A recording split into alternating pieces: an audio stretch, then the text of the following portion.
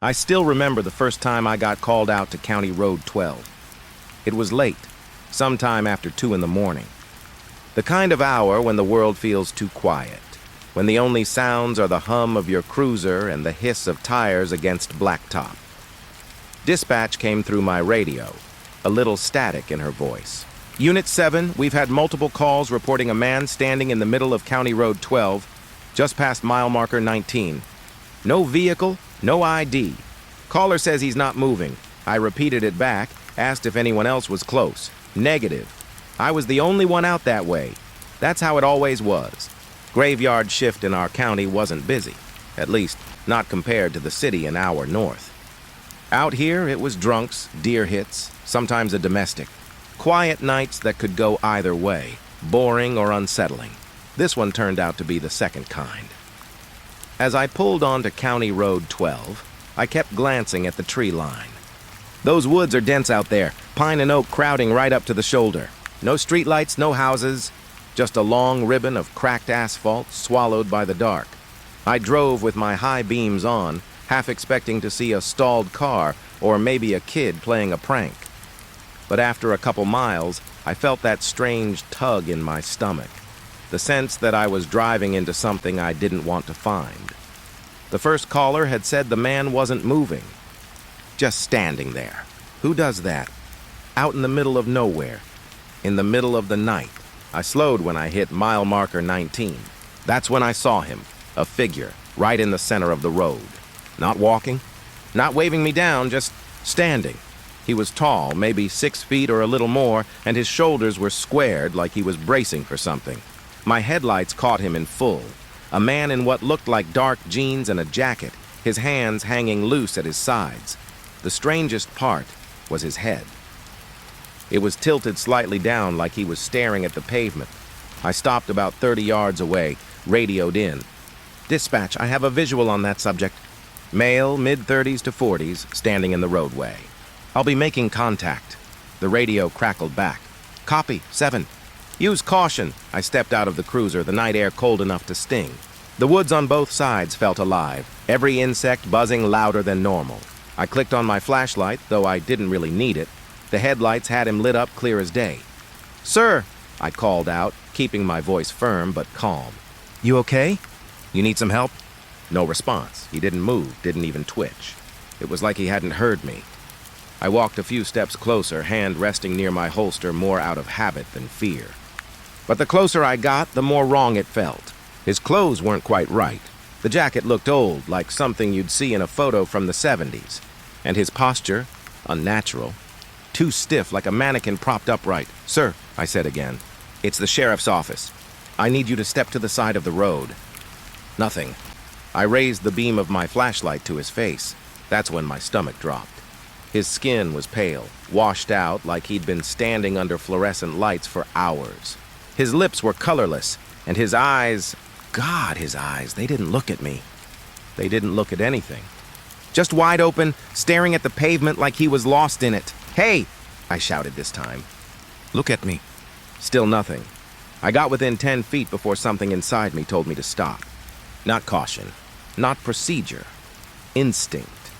The kind of instinct that whispers when you've stepped too close to the edge of something deep. The man finally moved, slowly, like his body was remembering how. His head turned, not up at me, but to the side, toward the trees. Just a fraction, but it was enough to break whatever spell had me rooted there. I took a step back. Sir, I need you to tell me your name. His jaw twitched. I thought he might speak, but all that came out was this low, broken sound. Not a word. More like air caught in his throat. The hair on my neck stood straight up. I backed up another step, keeping my flashlight steady. My cruiser's engine hummed behind me, headlights cutting a sharp white cone through the dark. The man's shadow stretched long and thin across the cracked asphalt, almost reaching my boots. I don't scare easy, but something about that shadow made my chest tighten. Like it was too long, too thin, like it belonged to something else. Dispatch, I said into my radio, voice tight. Can you run a check for any missing persons matching this description? They came back after a pause. Negative. Nothing recent in that area. Do you need backup? I wanted to say yes. God, I wanted to, but I also knew the nearest unit was 20 minutes out. And standing there, I wasn't sure I wanted anyone else to see what I was seeing. Before I could answer, the man finally shifted his gaze. He looked up. Right at me. I swear my chest stopped moving. His eyes weren't just pale. They were empty. Like glass marbles with nothing behind them, and when he blinked, it wasn't normal. It was slow, deliberate, like an afterthought. I tightened my grip on the flashlight. Stay where you are, sir. Don't move. But he did, one step forward. Then another. Not fast, not threatening, just steady, like he knew where I'd be standing all along. I drew my sidearm, leveled it low. Stop right there! He didn't. He closed the distance until he was maybe 6 feet away. Too close, and then he stopped again. We stood there in silence. My pulse hammering in my ears, his breath, I swear, non-existent. I couldn't hear him breathe. Couldn't see the rise of his chest. Then, as sudden as if someone had hit a switch, he turned. No hesitation. No glance back. Just turned and walked straight into the trees. Not fast. Not stumbling. Just smooth, steady steps, vanishing between the pines like he'd been walking that path his whole life. I shouted after him, told him to stop, but my voice sounded small in the dark. I thought about chasing him, but something in me froze solid. Because as my flashlight followed him, the beam didn't catch his outline the way it should have. It was like the trees swallowed him whole. Within seconds, he was gone. I stood there, gun still drawn, radio in my hand, waiting for him to come back out, waiting for any sign. But the woods stayed silent. Finally, I backed to my cruiser, got inside, locked the doors like a rookie. My hand shook as I keyed the mic. Dispatch subject walked into the tree line. I lost visual, static. Then, copy 7. Do you require assistance? I stared at those trees, every part of me screaming not to go in. My voice cracked when I said, negative. I'll circle the area. And I did. For almost an hour, I drove up and down that stretch of road, sweeping my spotlight across the trees. Nothing. Not a sound, not a footprint. By the time I gave up, my nerves were shot. I filed the report, wrote it off as a suspicious person, maybe drunk, maybe high. But even as I typed it up, I couldn't shake the truth. That man wasn't right. And I had no idea where he went. That was the first call. The first night. But not the last. I came back to County Road 12 the very next night. Not because I wanted to, but because I couldn't stop thinking about him. That pale man just standing there in the dark, eyes empty, walking into the trees like he belonged to them. I told myself it was probably drugs or some kind of mental break. But the way he moved, the way he vanished without sound. No report I wrote could cover the feeling in my gut. The sheriff didn't push me on it, just nodded when I turned in the paperwork. He knew me well enough to know when something had gotten under my skin, and this had. So after midnight, I drove that stretch again. My high beams cut across the pavement, trees crowding in on both sides, shadows bending in ways that made me clench the wheel tighter. I parked by mile marker 19, killed the engine, and stepped out. The silence hit me first. Not just quiet, empty. No crickets, no owls, just still air pressing down like the woods were holding their breath. I scanned the road with my flashlight, same as before. That's when I noticed the marks, tire tracks. They weren't fresh, not sharp like they'd been made hours ago, but they were clear. 2 sets, both coming down the road, right toward where I'd seen him standing. Then they just stopped. Dead center of the asphalt, rubber burned into the pavement like someone had slammed their brakes. But here's the thing. No turn marks, no sign of backing up, no continuation forward. Just a hard stop, like the cars vanished. I crouched, ran my hand over the grooves. Cold under my glove, but the air smelled faintly of rubber, like it hadn't been that long ago. I followed the tracks a few feet, and that's when I saw the footprints. They weren't mine. They weren't boot prints either. Bare feet. Small, narrow, maybe a size 9 or 10. They started right at the end of the tire marks, pressed deep into the dust of the road. At first I thought they led into the trees, but no. They circled, over and over, a pattern of prints walking in loops across the asphalt. Not rushed. Not stumbling. Just slow, deliberate circles. My mouth went dry as I traced them with the beam of my light. They didn't wander off. They didn't go anywhere, just circled and circled until they faded into the dust. It was like whoever made them had been standing there for hours, walking themselves into a trance. I stood frozen in the road, flashlight trembling in my hand, until the sound of an engine broke the silence. A pair of headlights came up behind me, and I stepped aside as an old pickup rolled to a stop. The driver's window creaked down, and I saw a man I recognized, Earl Parker. Lived a few miles south, retired logger, the kind who knew every inch of these woods. "You out here for him?" Earl asked, his voice low, almost wary. I walked closer, trying to play it off casual. "Who's that?" "You know who." He nodded toward the empty road ahead. "The man folks keep seeing out here." The hairs on my arms prickled. "You've seen him too?" Earl spat out the window, shook his head. "Not me. I don't drive this way no more. Not at night. But I heard enough. He's been out here a long time. That didn't sit right." "How long?" Earl's eyes flicked toward the trees. "Couple years, maybe more. Folks say he just stands there, middle of the road, doesn't talk. Doesn't move till you look away, then he's gone." I felt my throat tighten. "Why hasn't anyone reported it before?" "They did, but no one wants to talk about it. Not after what happened to the Wilson boy." The name hit me. I remembered the file. 2 years back, teenager found dead in his car off County Road 12. No crash, no cause. Just gone, like his heart had stopped. I opened my mouth to ask more, but Earl cut me off. "Best thing you can do, deputy, is turn around. Go back to town. Don't come looking for him after dark." Before I could reply, he rolled his window up, pulled a U-turn, and drove off. The red glow of his taillights bled into the trees, then vanished. I stood there in the road, listening to the silence crash back in. The footprints circled under my light, endless, mocking. Against my better judgment, I followed them toward the tree line. The beam of my flashlight caught broken brush. A few more faint impressions in the dirt, and then nothing. Just forest. The trees stood close together, their trunks pale in the light, shadows twisting between them like something alive. I didn't go in. I couldn't. Every part of me screamed to stay out. Instead, I walked back to my cruiser and sat inside, engine running, headlights on the empty road. I don't know how long I stayed there. Long enough for the clock to crawl past 3. Long enough for the silence to wear me down until I started imagining movement in the trees, pale shapes just out of sight. Finally, I gave up.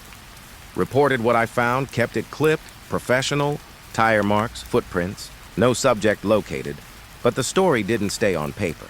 Word spread quick in a small county, and before long, I started hearing from locals. A woman at the gas station told me she refused to drive that stretch anymore, said her sister.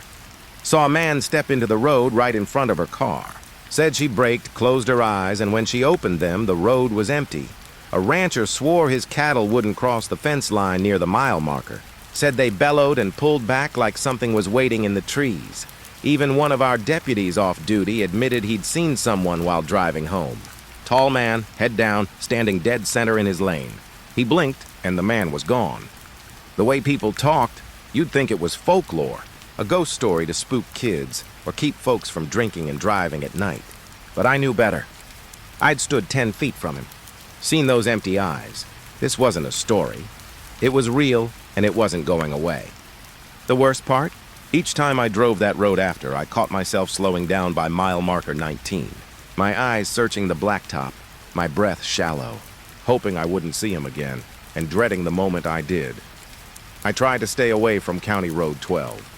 For weeks, I kept my patrols to the main highway, circled the little towns, stuck close to the river, anywhere but that stretch of asphalt.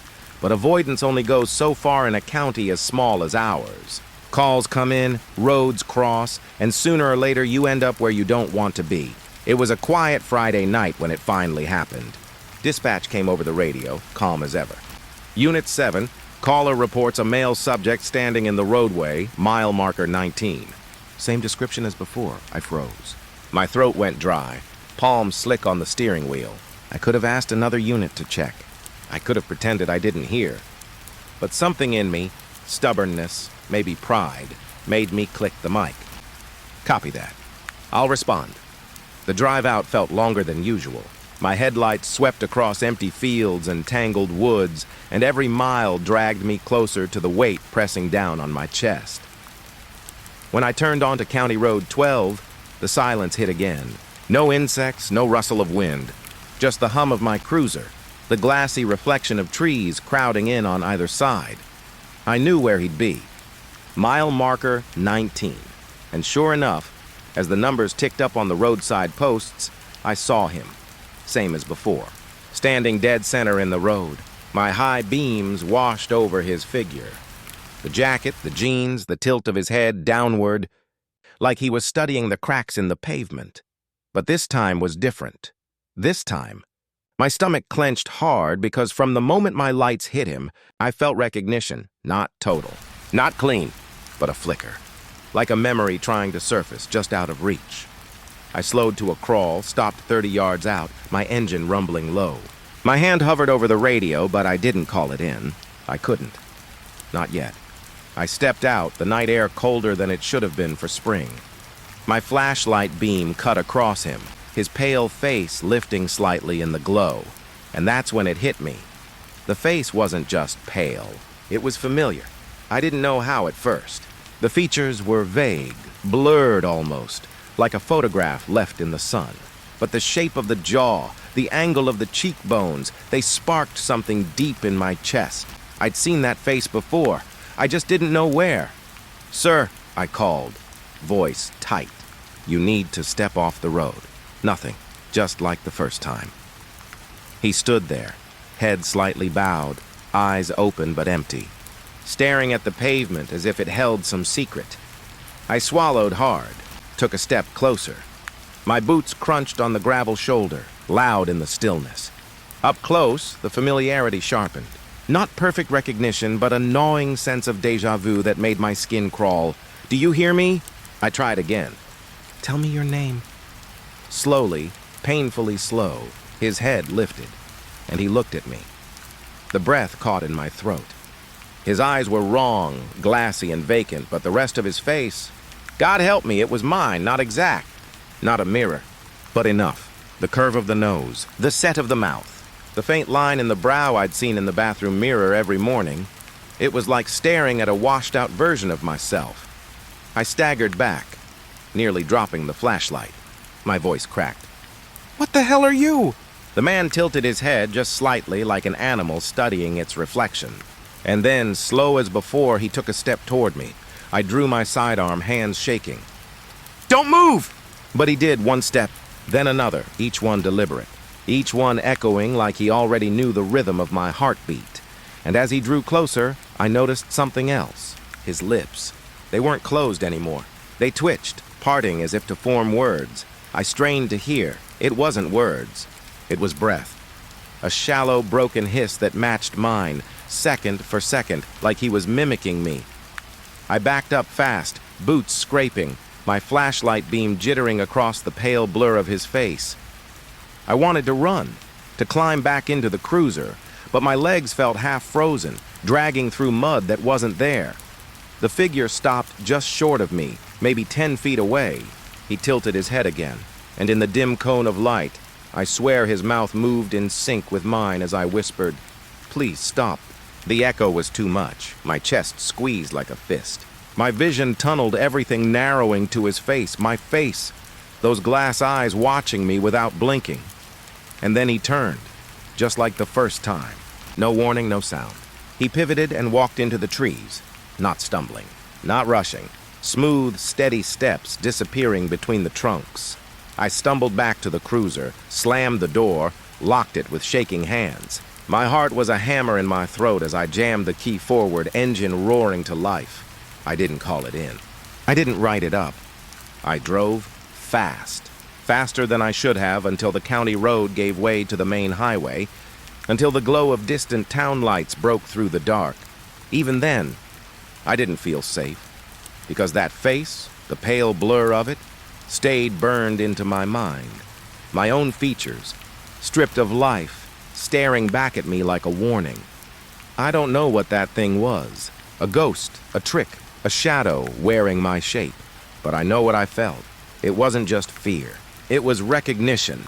like I was looking at something waiting for me down the line, and I'll never forget the sound it made as it breathed in sync with me, that shallow, broken echo.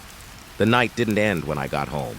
It never does. I sat in the dark, uniform still on, gun still holstered, staring at the mirror above my bathroom sink. I studied my reflection, every line, every shadow, waiting for it to twitch the wrong way, waiting for the glass to hold something other than me. And sometimes, late at night, I swear it does. The jail always had a certain smell at night. A mix of stale coffee, disinfectant, and the faint sourness of sweat. It clung to the concrete walls, settled into your clothes, followed you home even when you showered. Most nights it was quiet. We'd bring someone in for drunk and disorderly, hold them till morning, and send them on their way with a fine. Nothing special. But there was one night that broke the pattern. One night I'll never forget. It was just after midnight when the call came in. Local bar downtown. A man refusing to leave, scaring customers. He wasn't violent, just loud, slurring, staggering, yelling about things nobody could understand.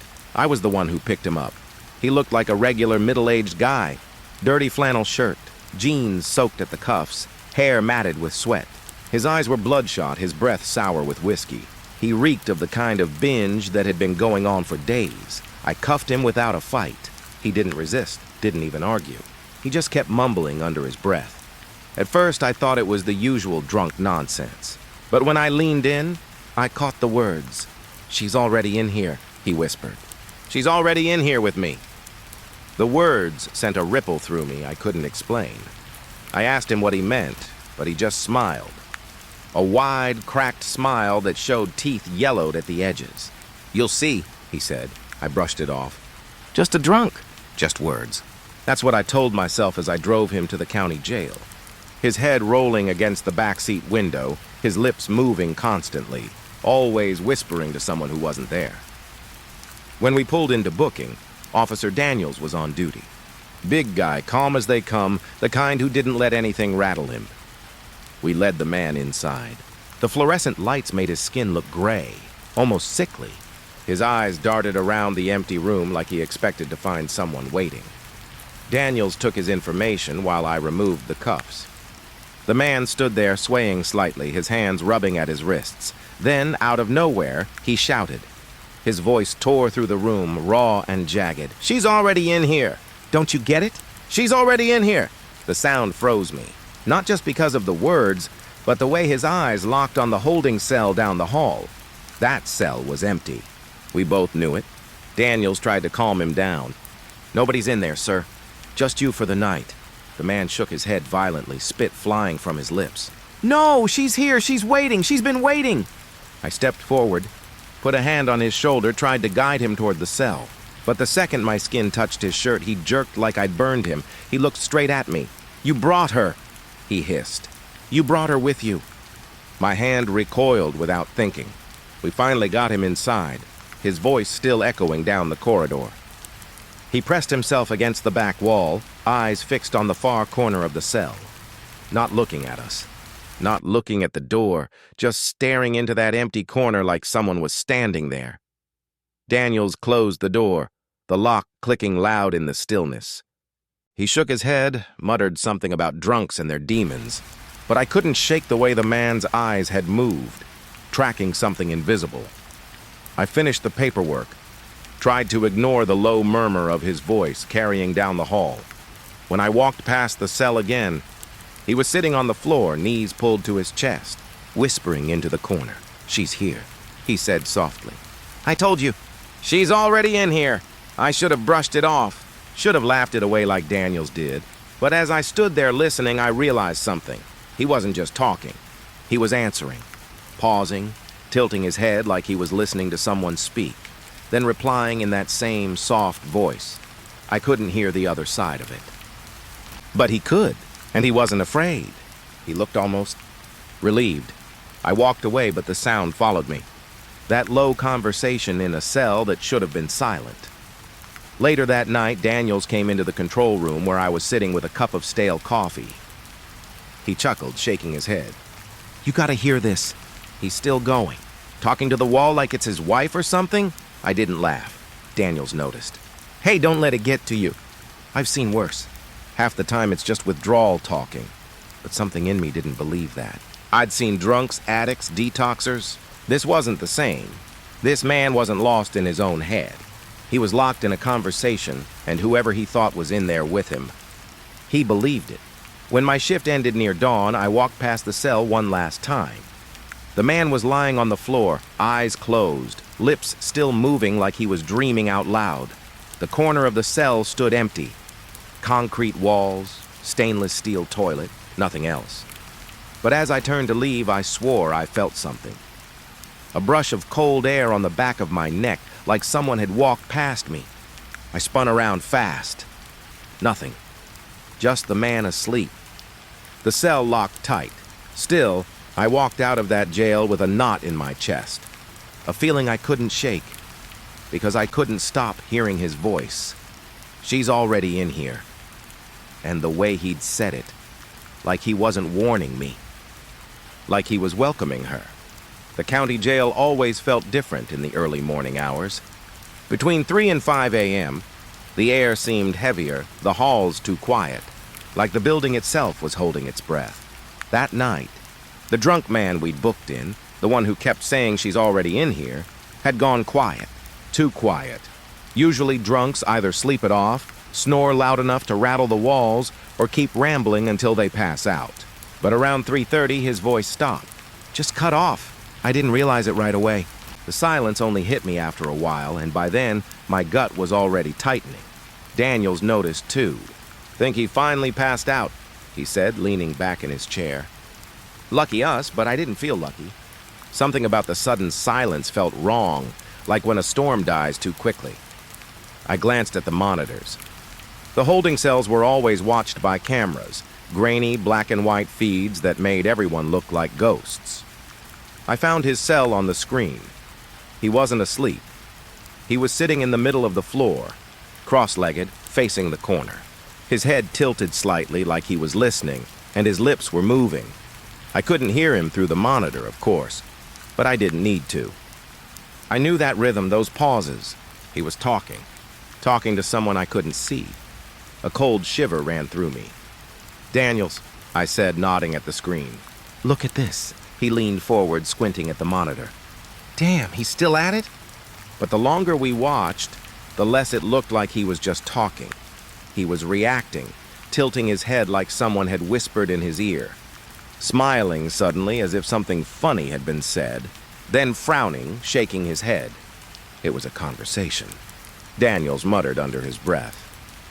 I've seen detoxers talk to walls before, but this is different. Neither of us could look away. On the screen, the man's shoulders stiffened. Slowly, he turned his head, not toward the camera, not toward us, but toward the far corner of the cell. The corner was empty, just concrete. Just shadow. But he leaned closer, his mouth working faster, his hands twitching in front of him as if he were pleading. My stomach turned. I didn't want to keep watching, but I couldn't bring myself to look away. Then, suddenly, his whole body jolted. He scooted backward across the floor until his back hit the wall, his eyes wide and terrified. On the grainy feed, his mouth opened, and even though I couldn't hear it, I swore I could imagine the sound. He was screaming. Daniels jumped up. I'm checking on him. I followed, heart pounding. We hurried down the corridor, our footsteps echoing off the cinder block walls. When we reached the holding cell, Daniels grabbed the keys, shoved them into the lock, and yanked the door open. The man was pressed against the wall, his hands clawing at the concrete like he was trying to dig his way out. His fingernails were cracked and bleeding, leaving dark smears on the wall. His eyes snapped to us, wild, bloodshot, and desperate. "She's here!" he shrieked. "She's here, don't you see her?" He pointed at the corner, his whole arm shaking. There was nothing. Just shadows. Just empty space. Daniels tried to calm him, his voice steady but firm. "There's no one here. You're safe.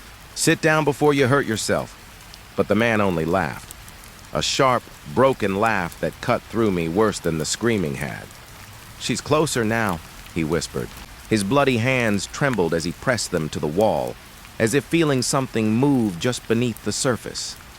Then his gaze shifted, past Daniel's, past me, right over my shoulder, and the way his face changed, the way his eyes filled with terror and awe all at once, froze me in place.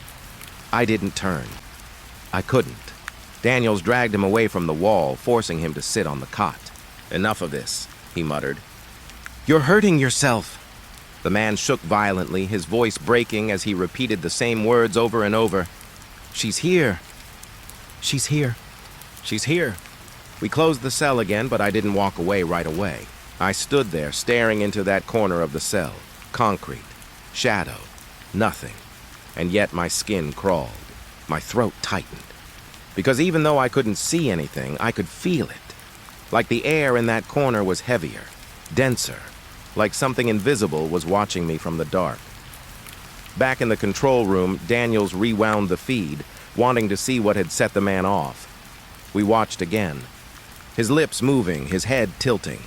That sudden jolt backward, but this time, watching it frame by frame, I saw something I hadn't before. Right before he scrambled back, there was a flicker on the screen. Not a glitch, not static. A shape. For less than a second, the corner of the cell seemed darker than it should have been, like a shadow that didn't belong to him, bending toward him. And then it was gone. I stared at the screen, my mouth dry. Daniels leaned back, rubbing his face. "Just a trick of the camera," he said. His voice was steady, but his eyes weren't. Neither of us spoke for a long time. The man eventually stopped clawing, but he didn't sleep. He sat on the cot, rocking slowly, his lips moving in that endless whisper, and all through the rest of my shift, even when I forced myself to look away from the monitors, I couldn't get that image out of my head.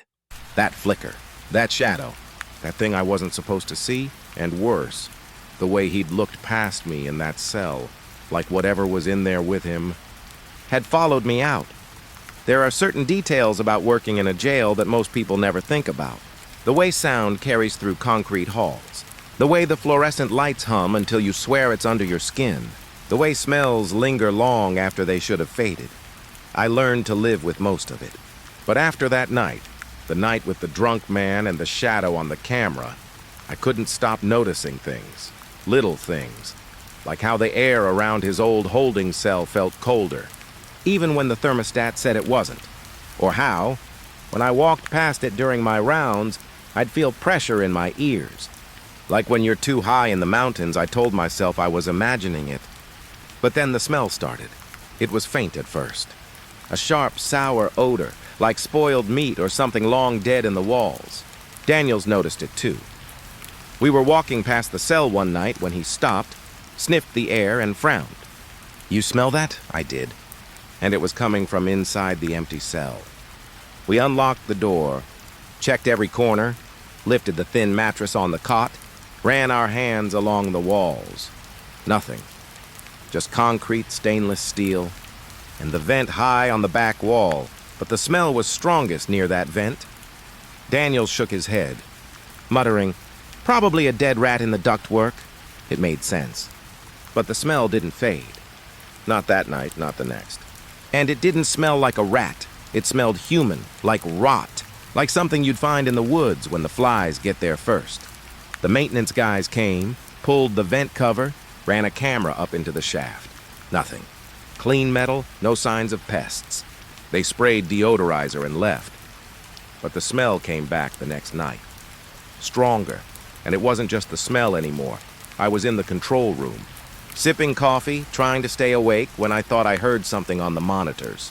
Not through the speakers, there was no sound feed, but bleeding through the silence. Whispering. I leaned closer, staring at the screen showing that cell. It was empty. Just concrete, shadow, and the cot, but I swear I heard voices. Low, soft, almost like breathing words straight into my ear. I ripped off my headset, thinking maybe I'd picked up a radio bleed, but the sound was gone. The cell sat still on the screen, the shadows pooling deeper near the vent. I didn't tell Daniels that part. Not yet. The next shift, though, he brought it up himself. We were sitting together, both staring at the monitors when he cleared his throat. "You hear anything weird last night?" I hesitated. Like what? He shifted uncomfortably. Like whispering. Coming from the cell, I froze. Yeah, I said finally. I heard it too. We didn't speak for a long time after that. Later that week, it happened again. I was doing a walkthrough, flashlight in hand. The corridor was silent, except for my own footsteps. When I reached that holding cell, I stopped. The smell hit me, stronger than before, thick and sweet, like decay. And under the hum of the lights, I heard it. The whispers, not loud, not clear, but steady, like a conversation happening just out of reach. I pressed my ear to the door, my pulse hammering. The voices weren't speaking English. Or maybe they were, but so fast and slurred that I couldn't make sense of it. Just hushed tones weaving in and out of each other, like a dozen people talking at once. My breath fogged against the small window in the door. The cell was empty, but the whispers were coming from the vent. I stumbled back, nearly dropping the flashlight. The voices stopped instantly, as if they'd been aware of me listening. For the rest of my shift, I couldn't shake the feeling that someone was crouched inside that duct, their mouth pressed to the metal, whispering just for me. The smell got worse over the next week. Every officer noticed it, though nobody wanted to admit it out loud. We kept telling each other it had to be the vents, some problem with the air system. But I knew. It wasn't the ductwork. It was that cell, the same one where the drunk man had clawed at the wall, screaming that, "She's already in here." One night, Officer Ramirez was on duty with me. Young guy, only a few months in, he was cocky, always trying to prove himself. Around 2 a.m., he wrinkled his nose and said, "Christ, that smell again." He grabbed the keys off the hook. "I'm gonna check it out." I tried to stop him, but he was already walking down the hall. I followed, my stomach tight. He swung the cell door open, stepped inside, and went straight for the vent. "Definitely coming from here," he said, reaching up to touch the grate. The second his fingers brushed the metal, he jerked back like it was hot.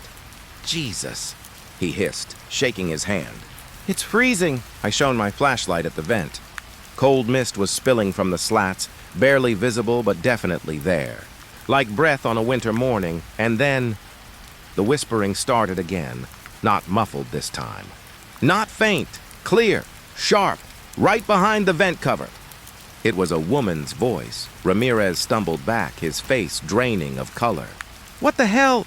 The voice spoke again, louder, closer, and though I couldn't make out the words, I swear it was saying his name. He bolted from the cell, his footsteps pounding down the hall. I slammed the door shut, my hands shaking. We didn't go back in there the rest of the night. The next morning, Ramirez handed in a transfer request. He didn't last the week, but me? I stayed. I don't know why. Maybe because a part of me already knew it wouldn't matter if I left. The smell. The whispers. Whatever had taken hold of that cell, it wasn't trapped there. I knew that because sometimes when I went home after shift, I'd catch it. That same sour, sweet odor clinging to my clothes. Whispers brushing the edge of sleep, pulling me awake in the dead of night. Always the same, always a woman's voice, and always coming from the dark corner of my own room. Head count was supposed to be routine, mechanical almost. You walk past each cell, check faces against names, mark them off, move on. Most nights it's dull, the kind of thing you do without thinking. But that night, head count was anything but routine. By then, weeks had passed since the drunk man first screamed about her. Weeks of that smell creeping through the halls. Weeks of whispers at night. Weeks of that cell feeling heavier than the rest. Most of the staff avoided it. Some pretended not to notice at all. But when head count came, no one could skip it. It was Daniels and me on shift that night. The place was unusually quiet. Too quiet even for after midnight. No banging from the cells, no calls for food or water, not even snoring from the drunk tank. Just the hum of the fluorescent lights. We started down the row, clipboard in Daniel's hand, my flashlight cutting across the bars. One cell after another, faces half asleep, grumbling, rolling over. Normal. Then we reached the last cell. The one. The holding cell that still smelled faintly of rot no matter how many times they cleaned it. The one where whispers slid through the vents like cold fingers. I already knew before we got there that something would be wrong. My stomach had been in knots the whole walk. Daniels unlocked the viewing panel and peered inside. Then he froze. I leaned in behind him, shining my flashlight through the slit. The cot was empty. The cell was empty.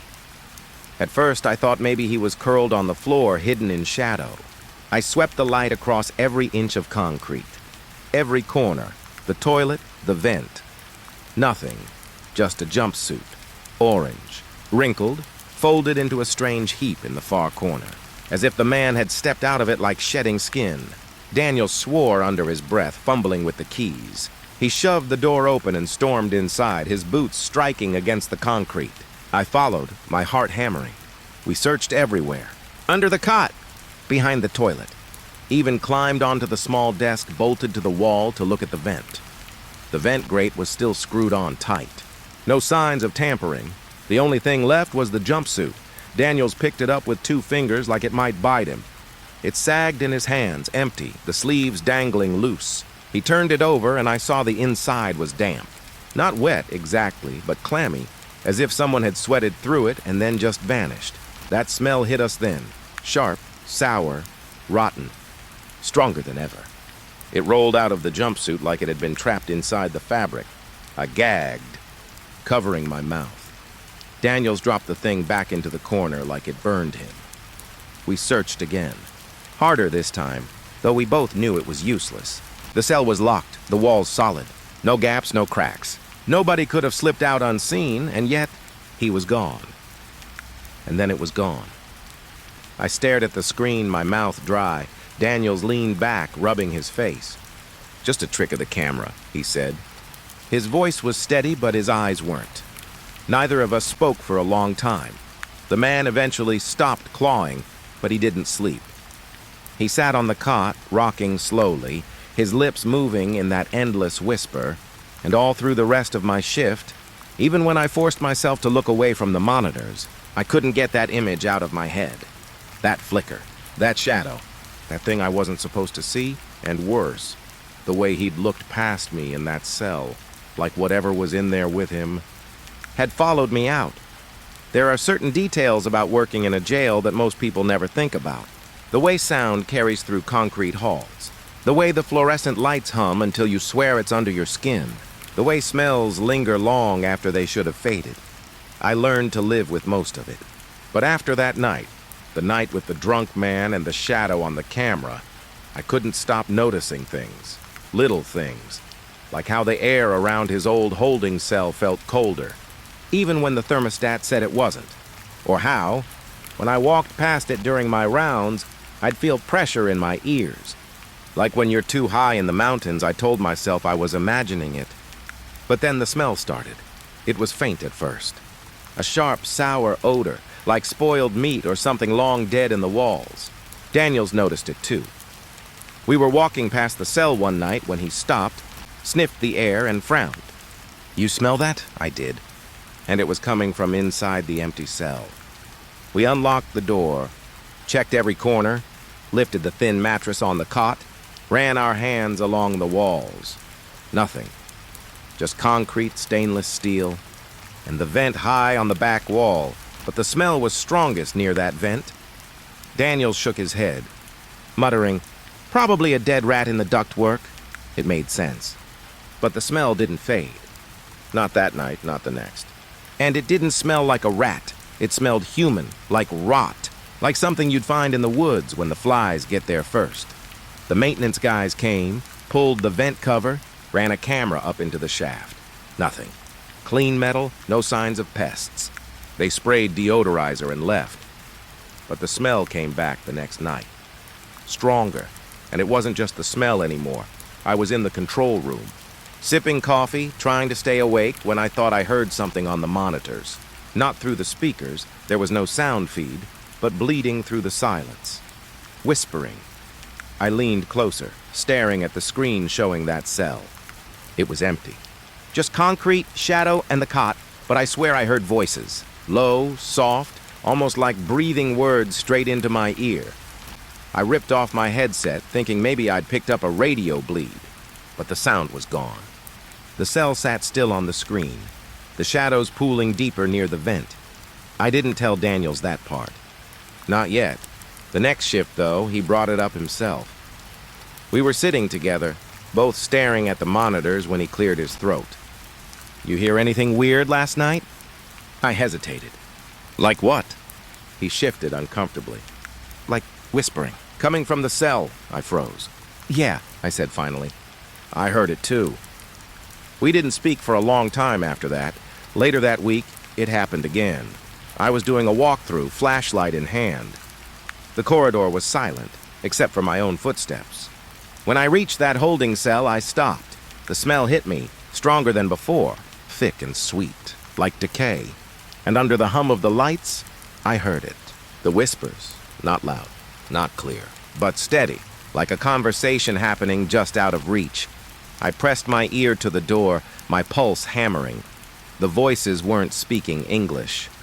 Or maybe they were, but so fast and slurred that I couldn't make sense of it.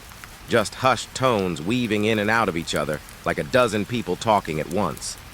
My breath fogged against the small window in the door.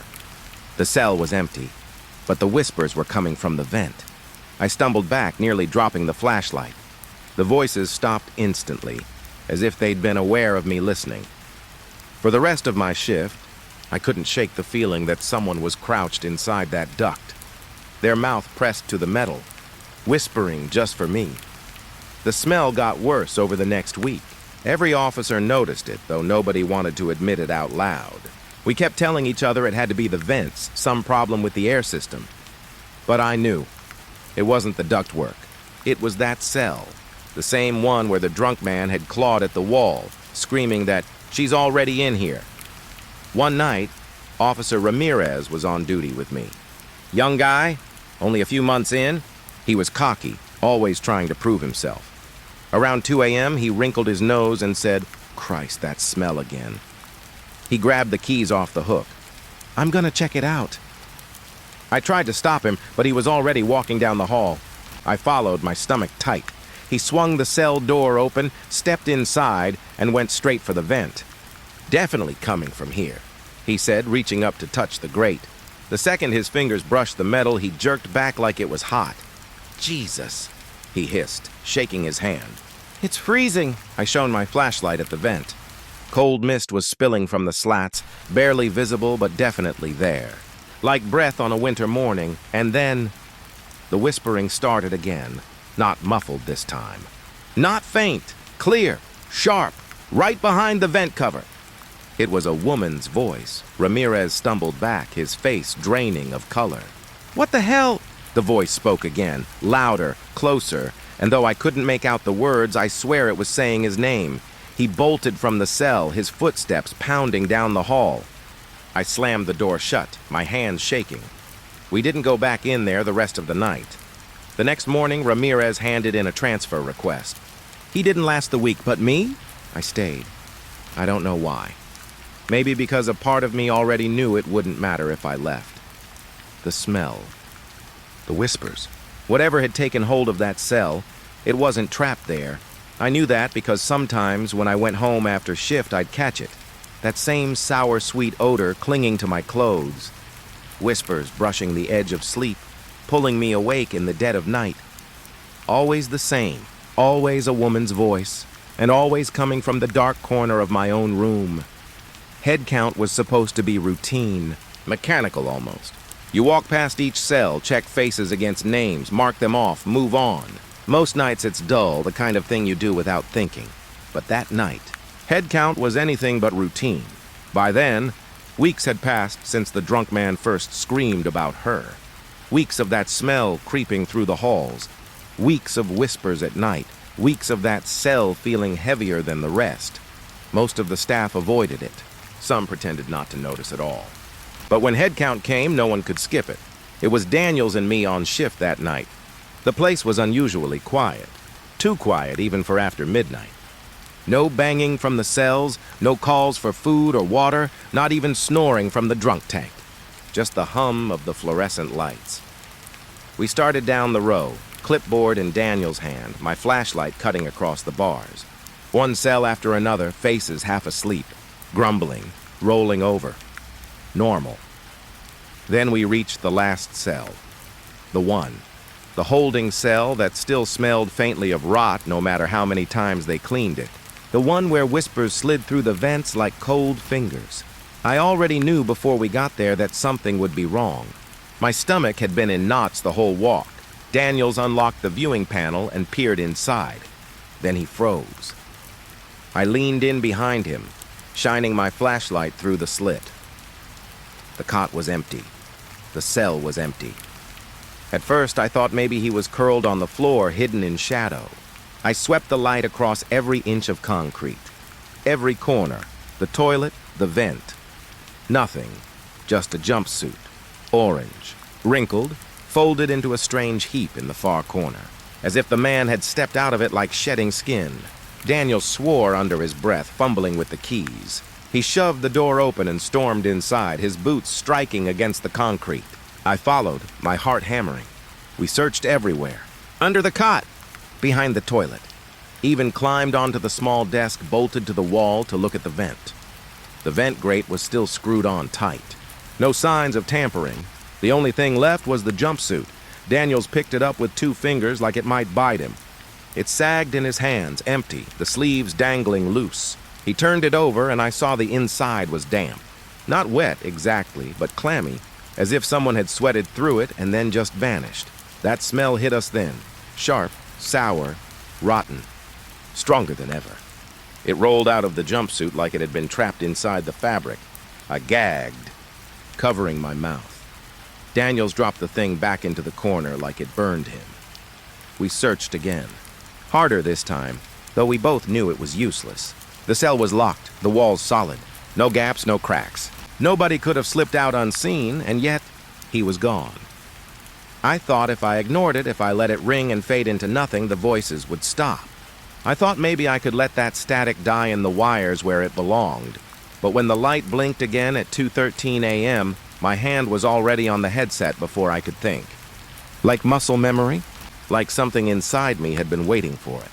The static tore into my ears, jagged and restless. But this time, it wasn't screams. Not right away. It was breathing. Heavy. Uneven. Like someone standing too close to the phone, holding it against their mouth.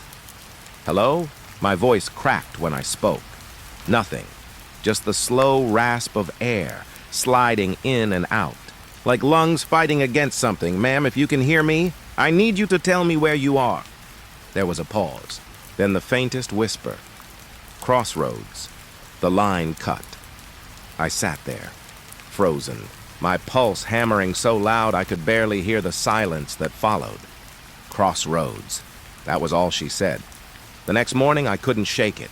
That word clung to me like smoke, drifting through every thought. Crossroads. Finally, I pulled up the call log from the night before. The system had flagged it, not just as a phantom line.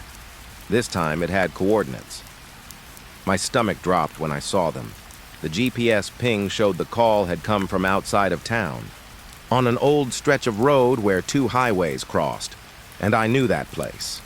Everyone in the sheriff's office did, because that crossroads was where deputies Grayson and Miller died almost 30 years ago. They were responding to a domestic call, late at night, when their cruiser swerved off the road and hit a tree. The official story was slick roads and bad luck. But old-timers in the office always said it was more than that. They said the car had gone off without a mark on the pavement, no sign of braking, no skid. Like something pulled it, like something wanted them to crash. I pulled off my headset and just stared at the coordinates glowing on my screen. Why there? Out of all the places? Out of all the forgotten corners of the county? Why did Line 6 come from there? I thought about telling Daniels. But what would I say? That a deadline was calling me from the same stretch of road where 2 deputies burned alive 3 decades ago? No. He'd shut me down before I even got the words out, so I didn't tell anyone. I just carried it. And that night, when the console blinked again, I answered. The static came, like always. Louder this time, almost violent, like it was trying to rattle something loose inside me. Then the voices. Dozens of them, tangled, broken, screaming all at once. The kind of sound that makes your bones ache, like you're hearing something you weren't meant to. I pressed the mic close. Crossroads? Is that where you are? Can you tell me more? For a long moment, only static. Then, through all the chaos, one clear voice. A man's. Low, shaking. They never stopped. The words slashed through the noise, sharp and cold. Who never stopped? I whispered. The answer came in a burst, so close it felt like it was right in my ear. You'll see. The line went dead. I ripped the headset off, heart slamming against my ribs. My palms were damp, my chest tight like I'd run a mile. That night I couldn't sleep. Every time I closed my eyes, I saw that lonely stretch of road in my head. The one everyone avoided unless they had no choice. The crossroads. By morning, I knew I wasn't going to be able to let it go. I had to see it for myself. So I drove out there long after my shift, with the sun just starting to drag itself up over the horizon. The road was empty, silent in a way that didn't feel right. No birds, no insects, nothing but the wind pushing through the grass. I pulled over where the highways met. The asphalt was cracked, faded, weeds pushing through. The air smelled like damp earth, heavy and still. I stepped out, my boots crunching against gravel, and for a moment I just stood there, staring at the spot where the cruiser had gone off the road all those years ago. The tree they hit was still there, scarred and twisted. Bark blackened in the center like it had never healed. I felt something cold at the back of my neck.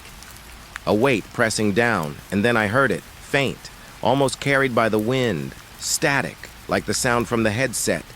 Only now it was in the open air, curling out from nowhere, crackling just beneath the rustle of the grass. I spun, searching for the source. But there was nothing.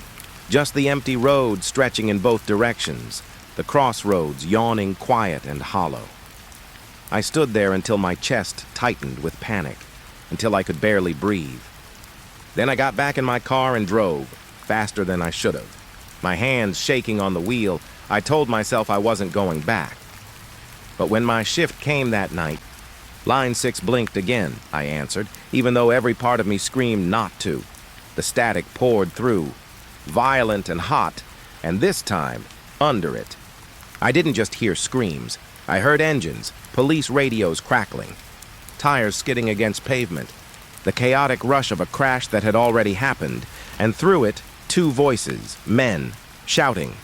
Grayson, look out, hold on, Then silence. I sat frozen, every nerve in my body tight, the headset heavy against my head, and then the whisper returned. The same faint, cutting voice I'd heard before. They never left. The line went dead. I couldn't move, couldn't breathe, because I finally understood. It wasn't just the fire victims calling back through Line 6. It was them. Deputies Grayson and Miller. Still out there at that crossroads, caught in the moment they died. Their voices bleeding through the dead wires of a line that should have been buried long ago. And they weren't alone. Something was keeping them. There, something that didn't want me to stop. Listening. I'd been on the night shift long enough to know that most calls don't amount to much. Someone thinks they hear a prowler and it's just a raccoon knocking over trash cans. A strange light in the woods usually ends up being a teenager with a flashlight or some farmer's truck headlights bleeding through the trees. But the night I got the call from Miller's Creek, something in the farmer's voice made me sit up straighter. He sounded scared. Not angry, not annoyed like most folks get when they call us about trespassers. Scared. His words came fast, clipped, like he was looking over his shoulder even as he spoke. He said there were lights in his barn. Voices, too. And nobody had lived on that land in decades. The barn was old, abandoned, falling apart at the edges. The farmer, Tom Jensen, said he hadn't touched it in years, not since his father passed. It wasn't used for anything anymore, just sat there rotting at the back of the property. So when he said he'd seen a glow seeping through the cracks in the boards, heard people talking inside, I believed him, not because it made sense, but because of how his voice cracked when he told me. It was near midnight when I pulled up to his house. The air was heavy with summer heat, thick enough to feel in my lungs. His porch light was on, and he was already waiting, standing there in a wrinkled shirt and jeans, hands trembling as he waved me down. "Deputy," he said. His voice hushed, even though we were alone. "It's back there, behind the creek. Been going on near an hour now." I nodded, trying to keep my voice calm. "All right, let's take a look. You stay here." He looked like he wanted to argue, but he didn't.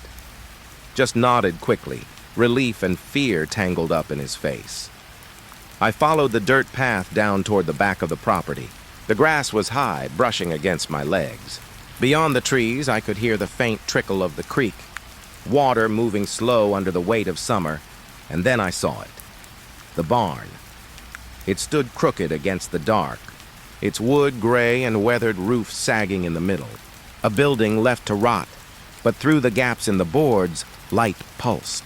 Dim at first, then brighter, flickering like candle flames struggling against the dark. And voices. Not clear, not words I could make out, but a murmur, like a gathering. Dozens of low tones weaving together, broken every now and then by something sharp, higher, almost like laughter. I stopped, my breath caught in my throat. Trespassers, I told myself. Kids, squatters, maybe even some cult nonsense. Nothing supernatural. Just people who didn't belong here. I put my hand on my radio, thought about calling for backup, but something in me hesitated, because the closer I got, the stranger it felt. The voices didn't sound right. They didn't rise and fall the way conversations normally do. They weren't natural. They just circled, like the same pieces, over and over, repeating and twisting in on themselves. I stepped closer, boots crunching against the dirt. The boards were warped, brittle in places. I leaned against one gap and peered through. The light inside was moving. Not a flashlight beam, not a lantern. It was softer, warmer. Like firelight, it shimmered, bending against the old wooden walls. Shadows twitching with it, and then the voices surged. Louder now. I couldn't make out what they were saying. But I could swear the sound wasn't coming from mouths at all. It seemed to vibrate in the boards, the floor, the very air. I pulled back, my chest tight. That was when I noticed something that chilled me deeper than the voices ever could. There were no footprints leading up to the barn. The dirt around it was untouched, the weeds thick and high. No sign of anyone walking through. But the lights were still glowing inside, the voices still humming. I circled slowly around the barn, hand resting on my holster, every step heavier than the last. Halfway around, I stopped dead.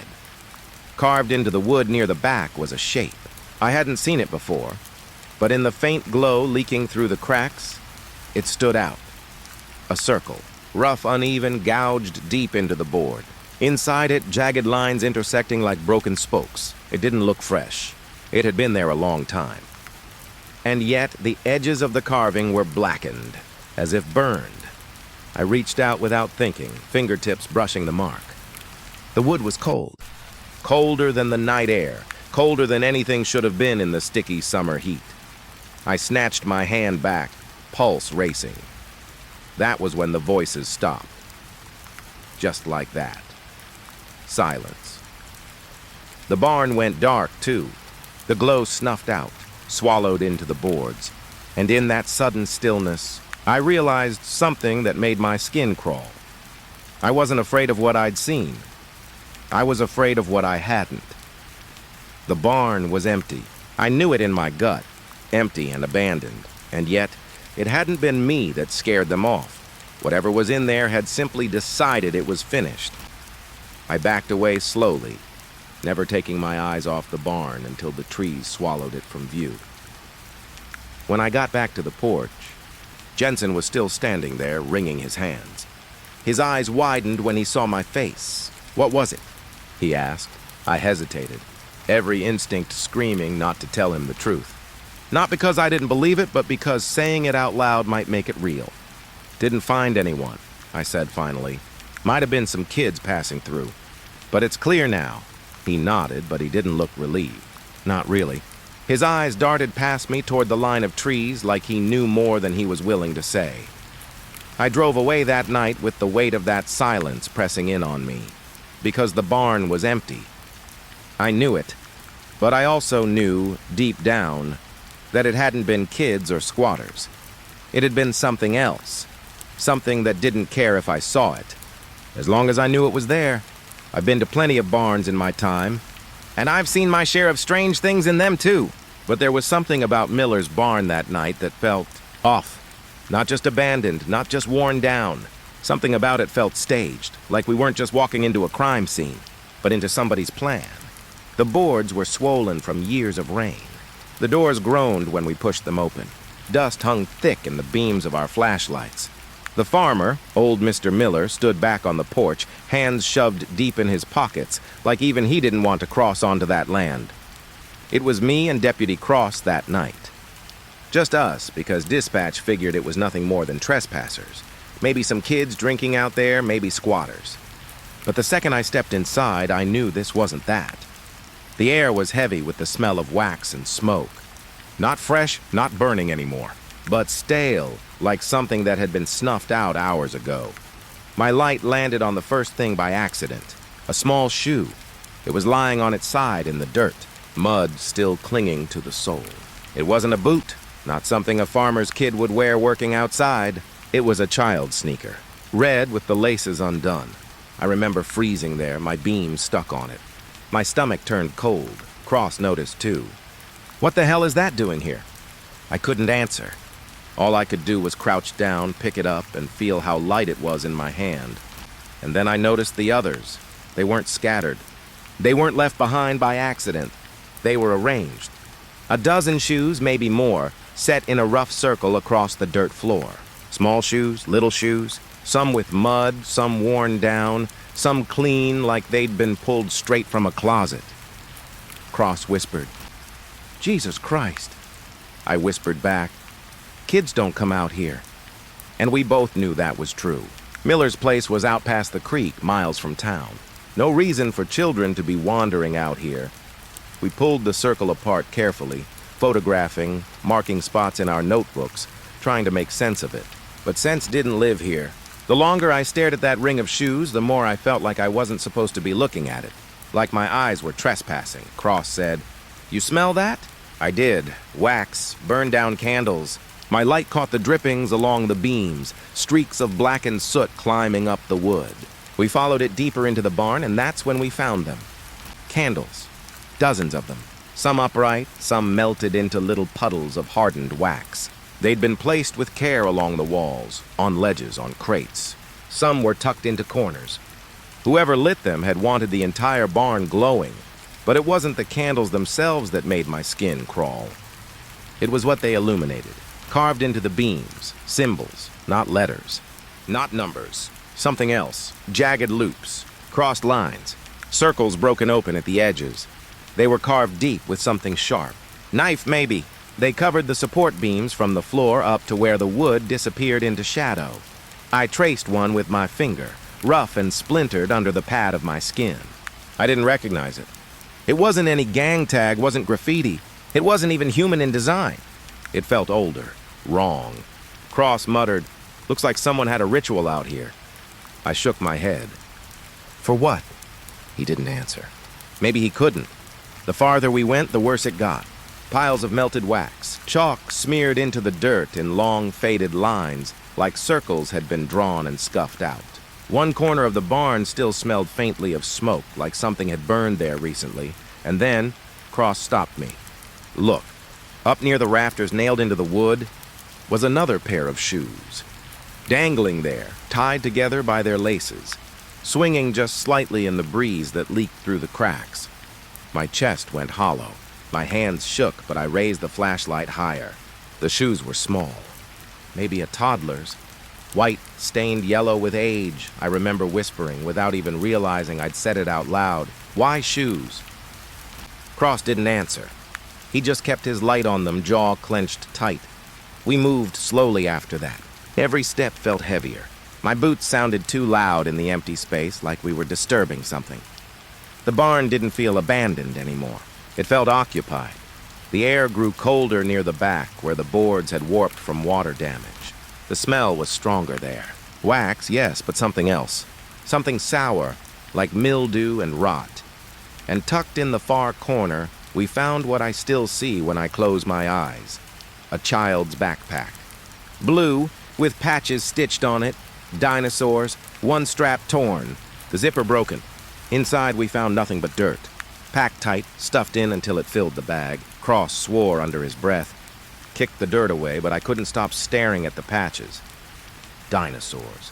The kind you'd see on a little boy's pajamas. I felt my stomach knot. My throat tightened, and then the whisper came, faint, from the vents above. The old tin shafts that once fed air through the barn when it stored hay, a voice. I jerked my head up, heart pounding in my ears. Cross heard it too. He swung his flashlight, searching the rafters. It wasn't words, not exactly, just a murmur, like a child humming, low, broken, carried through rusted metal. We froze there, listening, waiting for it to repeat. And when it didn't, I almost wished it would. Silence pressed in heavier than the sound itself. Cross whispered, "We're not alone." I should have called it in. I should have stepped outside, radioed for backup, sealed the place off, but I didn't. I don't even know why. Instead, I found myself running my hand over another carving in the beam. The grooves were deep, fresh, and when I pulled my fingers back, they came away with a dark stain, wax, or something thicker. I wiped it on my pants. We didn't say much after that. We just collected what we could, logged what we saw, and left. The barn seemed to breathe behind us as we shut the doors. Miller didn't ask us what we'd found. He didn't want to know. He just nodded once when we told him to keep it locked and went back inside his house without a word. Driving away that night, I kept thinking about the shoes. Why shoes? Why always shoes? Kids grow fast, sure. Parents throw out old pairs all the time, but these weren't thrown away. They were chosen, gathered, arranged, every scuff on the leather. Every untied lace, every missing buckle, someone put them there on purpose. And the candles, the carvings, the humming in the vents. It wasn't trespassers. It wasn't squatters. It was something else. Something that wanted us to find it. And I'll tell you, what keeps me up at night? The shoes weren't just left in a circle. They were pointed inward, all of them, as if the children who once wore them had been standing there, in that barn, all facing the same center point. Facing something that stood waiting for them. And when I closed my eyes that night, I could see it. Something waiting there still. They told us not to go back to the barn alone. That was the rule after what we found. Shoes in a circle, candles burned down to nubs, symbols cut into the beams. None of it made sense. None of it ever would. But Deputy Harris didn't listen. He was young, restless. The kind of deputy who thought fear was just something older men used as an excuse to move slower. I don't think he meant to disobey an order. I think he just wanted to prove to himself that there was nothing to be afraid of. He went out there one night, alone. And he never came back. The call came across my radio just after midnight. Dispatch said Harris had checked in from Miller's Creek. Said he was going to take another look at the barn. But when his shift ended, he didn't return to the station. Didn't answer his calls. They sent me out. The road to Miller's Creek always felt too long at night. The headlights cut through fog that wasn't there in the daytime. Branches leaned low, scraping the roof of the cruiser. Every mile, my chest grew heavier, because deep down, I already knew. The barn sat hunched at the edge of the field like a broken jaw. Its roof sagged, its boards warped, but it didn't feel empty. It never did. Harris's cruiser was parked out front, engine cold, driver's side door wide open, radio still hissing static. I called out for him, but the field swallowed my voice. The ground was soft beneath my boots, damp from rain the night before. I followed the beam of my flashlight across the weeds, across the dirt, and that's when I saw it. His light, lying in the mud just outside the barn door, still on, still shining a narrow cone across the ground as if he'd dropped it mid-step. I bent down, picked it up. It was warm. He hadn't been gone long, but the silence told me different. Inside the barn, it smelled of wax and damp wood. That same sour rot clung to the corners. The candles were gone, but the streaks of wax still painted the beams. The carving seemed deeper, though I told myself it was just my imagination. I called his name again. "Harris!" My voice cracked against the rafters. The barn gave nothing back. I walked deeper, Two beams of light now, my own and his, crossing in the dust. The circle of children's shoes was still there, though some had shifted. Or maybe I was remembering it wrong, but I swear one of the shoes lay outside the ring now, tilted toward the barn door. I kept moving. Each step felt like walking into water, my legs heavy, my lungs tight. Then I heard it, a sound above me. Something scraping against metal. The vents. The old shafts that wound through the rafters. They groaned softly, like something shifting inside them. I raised my lights. Dust floated down. The sound stopped. My mouth went dry. I told myself Harris was up there, crawling around, maybe chasing an animal, maybe searching for something. But I didn't believe it. The farther I went, the more the barn pressed in around me. Every nail, every splintered board seemed to lean closer. The silence was thick, broken only by the sound of my boots on dirt. I stopped at the far wall where we'd found the backpack days before. The dirt was still piled there, only now there was more. A mound that hadn't been there before. Freshly turned, damp like something had been buried. I felt bile rise in my throat. I wanted to radio it in, call for backup. But when I reached for my mic, the line was dead, just static. That's when I heard it. A whisper. Not in the vents this time. Not above me, behind me, close. So close I felt the air move at my ear. I spun around. Both flashlights jerking across the beams. Nothing, only dust falling in the light, like the barn itself had exhaled. My heart slammed against my ribs. My skin went cold, and then I saw it. On the dirt floor, pressed into the ground as if by a heavy boot. Fresh tracks. Harris's. I knew the tread, the issue soles of our department boots. They led across the barn, past the circle of shoes. Toward the back corner, I followed them with shaking hands, lights trembling in the dark. Each step drew me deeper into the cold. The prints ended at the wall. Just stop. No turn, no backtrack. Like he'd walked straight into the boards and vanished. I crouched down, touched the dirt. It was still damp where his boots had pressed in. He had been here, but where did he go? I lifted my light to the beams above, and that's when I saw it. Something was smeared into the wood, dark, wet. Not wax, not dirt, blood, a single handprint, streaked across the beam at shoulder height. The fingers long, dragging. It wasn't Harris's, it couldn't have been, because there were too many fingers. My stomach lurched. I stumbled back, nearly dropping the lights. The vents groaned again, louder this time. The metal rattled like something crawling fast through the shafts. The sound circled me, darting from one side of the barn to the other. My breath came sharp, ragged. I shouted his name one last time, though my voice was barely mine anymore. Harris! No answer. Only the sound of something shifting above me, moving toward the far side of the barn. And then silence. I waited. Minutes, maybe. My hands ached from gripping the lights too tight. Sweat ran cold down my back. When I finally moved again, it wasn't toward the corner. It wasn't deeper inside. It was out. I backed toward the door, each step slow, careful, my lights never leaving the beams. And when I crossed the threshold, when the night air finally touched my face again, I swore I heard something behind me. A laugh. High, thin, like a child's. I didn't run until I reached the cruiser. We searched for Harris for days. Every deputy, every volunteer. Dogs, drones, everything. We combed the fields, the creek, the woods. Nothing. No trace. Except his flashlight. Still shining when I found it. Still warm in my hand. I've held on to it ever since. Not because I want to. Because I can't let it go. Some nights I swear it flickers. Not like a dying battery. Not like bad wiring, but like something else is turning it. Unlike Harris is still trying to find his way. Out of the dark. Or worse. Something else is using his light to find its way back. When we finally admitted Harris wasn't coming back, the sheriff ordered every piece of his gear collected. His cruiser, his vest, his weapons, all of it was hauled back to the evidence room.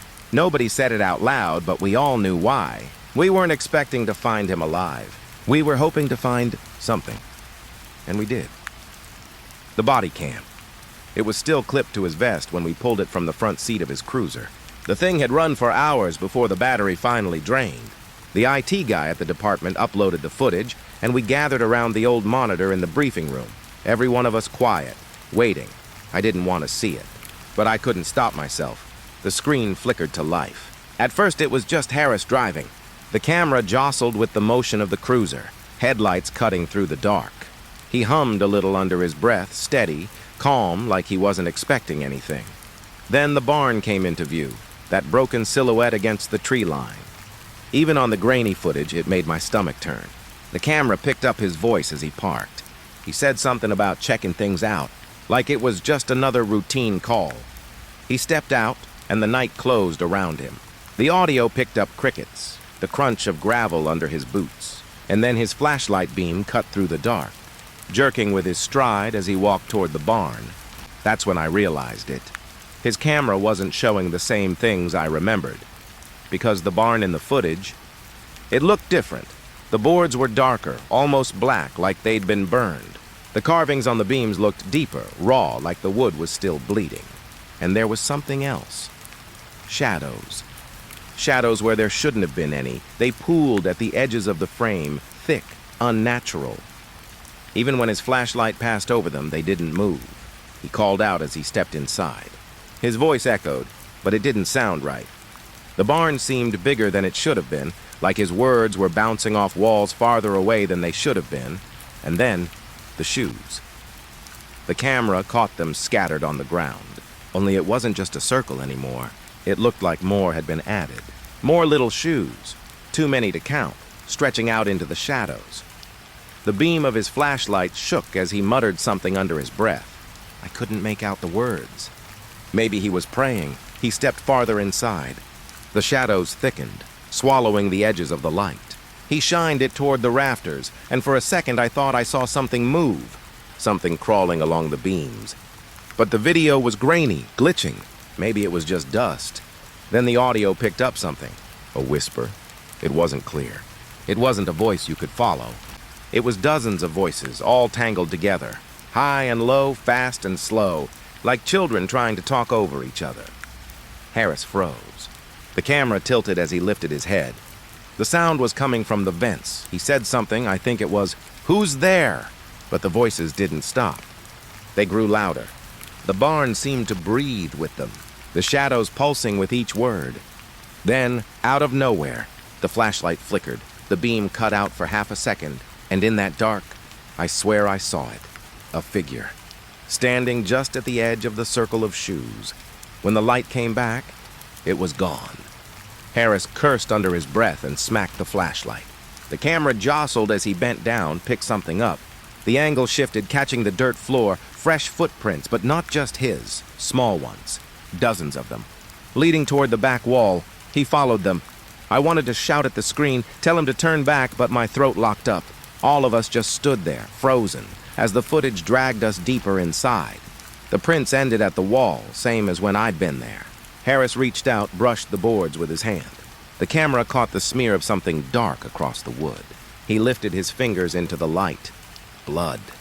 He muttered something, too soft to catch. His breathing was louder now, shallow. The voices in the vents swelled, overlapping, a tide of whispers that made my skin crawl. And then it happened. The shadows moved, not like tricks of light, not like dust. They shifted, stretched, reaching across the floor toward him. Harris stumbled back, the camera jerking wildly. The beam swung across the barn, but the shadows didn't retreat. They thickened, climbing up the walls, spilling down from the rafters. He shouted something, his voice breaking, and then the flashlight dropped. The screen tilted, catching the dirt floor and those shoes. One by one, they began to turn. Not falling, not being kicked, turning, slowly, until every single one of them faced him. My stomach knotted so hard I thought I'd be sick. Harris bent, grabbed the light again. The camera tilted up, and that's when we saw it. A doorway, in the back wall of the barn. It shouldn't have been there. I'd walked that barn end to end myself. There was no door, no opening. Just wood, rotting and splintered. But on the footage, there it was, tall, narrow, blacker than the rest of the barn. A rectangle cut into the dark. He stared at it for a long time. His breathing rattled fast, but his feet moved anyway. Step by step, he walked toward it. The voices in the vents rose into a chorus, almost laughter, almost screams. The flashlight beam trembled as it lit the opening. Beyond it, nothing. Just shadow. Thick. Endless. He lifted the light higher. It didn't reach the back. Didn't touch anything. The darkness swallowed it whole. Then he stepped inside. The camera flickered, static rushing across the screen. For a moment, it showed only black. His breathing echoed, sharp in the dark. Then the light caught something. A wall, but not like the barn's walls. This one was slick, shiny, wet, and it moved. Just a ripple, like muscle twitching under skin. But it was enough. Harris froze. His breath caught. The camera shook in his hand. The voices whispered louder, swirling around him, inside him. Words too fast to follow. He took another step. The light stretched ahead, catching more of those walls, all slick, all shifting. They pressed close, narrowing the passage. It wasn't the barn anymore. It wasn't anything that belonged in our world. The last clear image on the recording was his hand reaching out, brushing the wall. His fingers sank into it, like pressing into flesh. The voices shrieked all at once. The screen went black. We sat there in silence long after the footage ended. No one moved. No one spoke. The only sound was the faint hiss of static still playing on the monitor. Finally, the sheriff reached forward, shut it off. "That's enough," he said. His voice was steady, but I saw the way his hands trembled. We never watched it again. The file was locked away, marked confidential. But it doesn't matter. I don't need to see it, because every time I close my eyes now, I see Harris walking into that doorway, and I know it's still there, somewhere out in that barn, waiting for someone else to step through. I've seen a lot of strange endings in my time working the dispatch and riding with deputies, but what happened at Miller's Creek never really ended. It just shifted into something worse. Weeks after Deputy Harlow vanished, the barn itself burned down. That old, weather-beaten shell of wood and rusted tin had stood longer than most houses in town. It was thick with age, with rot, with memories. Nothing about it looked ready to go up in flames. But one night, just like that, it was gone. I wasn't there when it happened, but I was the one who got the call. The fire chief's voice came over the line first, calm but tight. He said the barn was fully engulfed by the time anyone reached it. He said it burned hot, too hot, as if something inside had been feeding it. The oddest part was, there hadn't been any lightning, no storm, no spark anyone could find. Just a clear, cold night and a fire that chewed through everything like the building had been waiting for it. They never found a cause. Not electrical, not arson, nothing. The next morning, I drove out there myself. I wasn't even on shift. I just couldn't stay away. When I pulled up to the Miller farm, the air was still sharp with the smell of char. That thick, greasy smoke you can taste on the back of your tongue. The barn was nothing but black ribs jutting out of ash. The roof had caved in. The beams melted into one another, warped and twisted. It didn't even look like a building anymore. It looked like something had clawed its way out of the earth and scorched itself hollow. Farmer Miller stood by the fence, staring at the ruin. He didn't look angry. He didn't even look sad. He looked relieved, like something heavy had finally been lifted. I asked him if he'd seen it happen. He shook his head slowly. He said he'd been in the house, sitting in his chair, when he noticed the glow through the window. By the time he came out, the whole thing was alive. He swore he didn't hear crackling or popping wood the way you'd expect. He said it sounded more like whispering. I didn't press him on that. But I'll tell you what unsettled me most. It wasn't the barn being gone. It was what I saw when I stepped closer to the ashes. There were circles burned into the dirt. Darker patches as if the fire had burned deeper there in perfect shapes. Some of them overlapped, twisting into strange patterns. They looked almost identical to the sigils we'd found carved into the beams weeks before. Only now they weren't carved. They were branded into the earth itself. I crouched down, running my hand across one. It was still warm, though the fire had been out for hours. It made me feel dizzy, like I'd pressed my palm to the hood of a car left running all night. And then, just when I thought I was losing it, I saw something half buried in the ash. I brushed it free. It was a shoe, a small, scuffed leather shoe, the same kind we'd seen before, tucked away in that barn. A child's shoe. It hadn't burned, not even blackened. It was as if the fire had spared it, left it behind like a reminder. I dropped it back into the ash and walked away, because my stomach couldn't take holding it. For a while, folks thought that was the end of it. The barn was gone. The thing was over. But then the reports started again. It was kids at first. Teenagers cutting through the Miller property late at night, daring each other. They said they saw lights hovering where the barn used to stand, blue and white, bobbing up and down like lanterns. They swore they heard voices, too, just faint enough to make you doubt yourself. And then Miller himself called me one evening, his voice trembling. He said he'd seen figures moving in the empty field, tall shadows where no shadow should be. He told me he'd locked every door in the house, but still didn't feel safe. When deputies drove out there, they didn't find trespassers. But they all admitted later on that their radios picked up static when they got close to the field. A static with a faint undercurrent, like voices pressed together underwater. One deputy swore he heard a child crying through his headset. Another said he heard someone whisper his name. None of them stayed long. Weeks turned into months, but the reports never stopped. Hunters passing through claimed their GPS devices glitched near the field, sending them in circles. Truckers driving along the county road swore they saw lights flickering in the distance, just hovering in the dark. And every now and then, the fire chief would get another call. A false alarm. Someone driving by thought they saw smoke rising from the field. But when the trucks rolled up, there was nothing.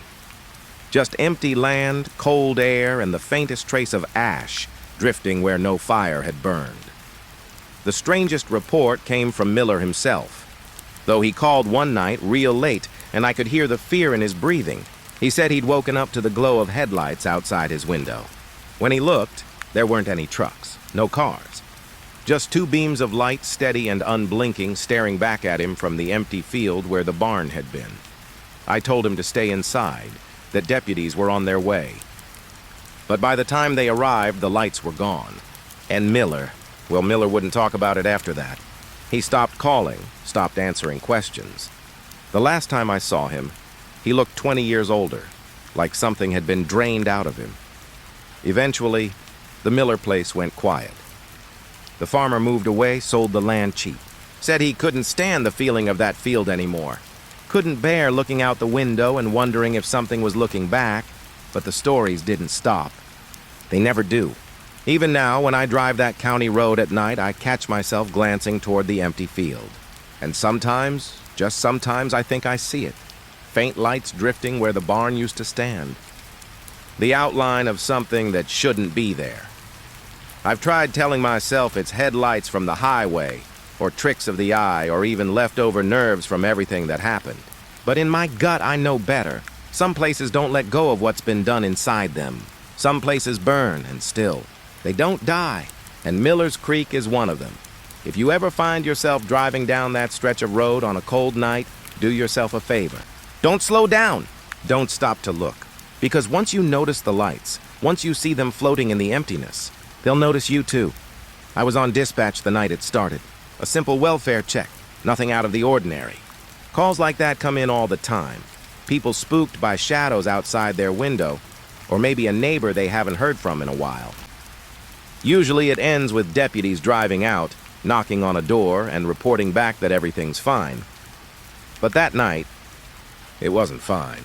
The phone rang just after 11. A woman's voice came through, shaky but firm. She said someone was in her house. Not outside. Not trying to break in. Inside. She said she could hear them walking. I asked her the usual questions. Did she know who it was? Could she see them? Was there a weapon involved? She kept saying the same thing. They're here. They're walking. They won't answer me. I typed up the call, flagged it urgent, and sent 2 deputies, Harrison and Lee.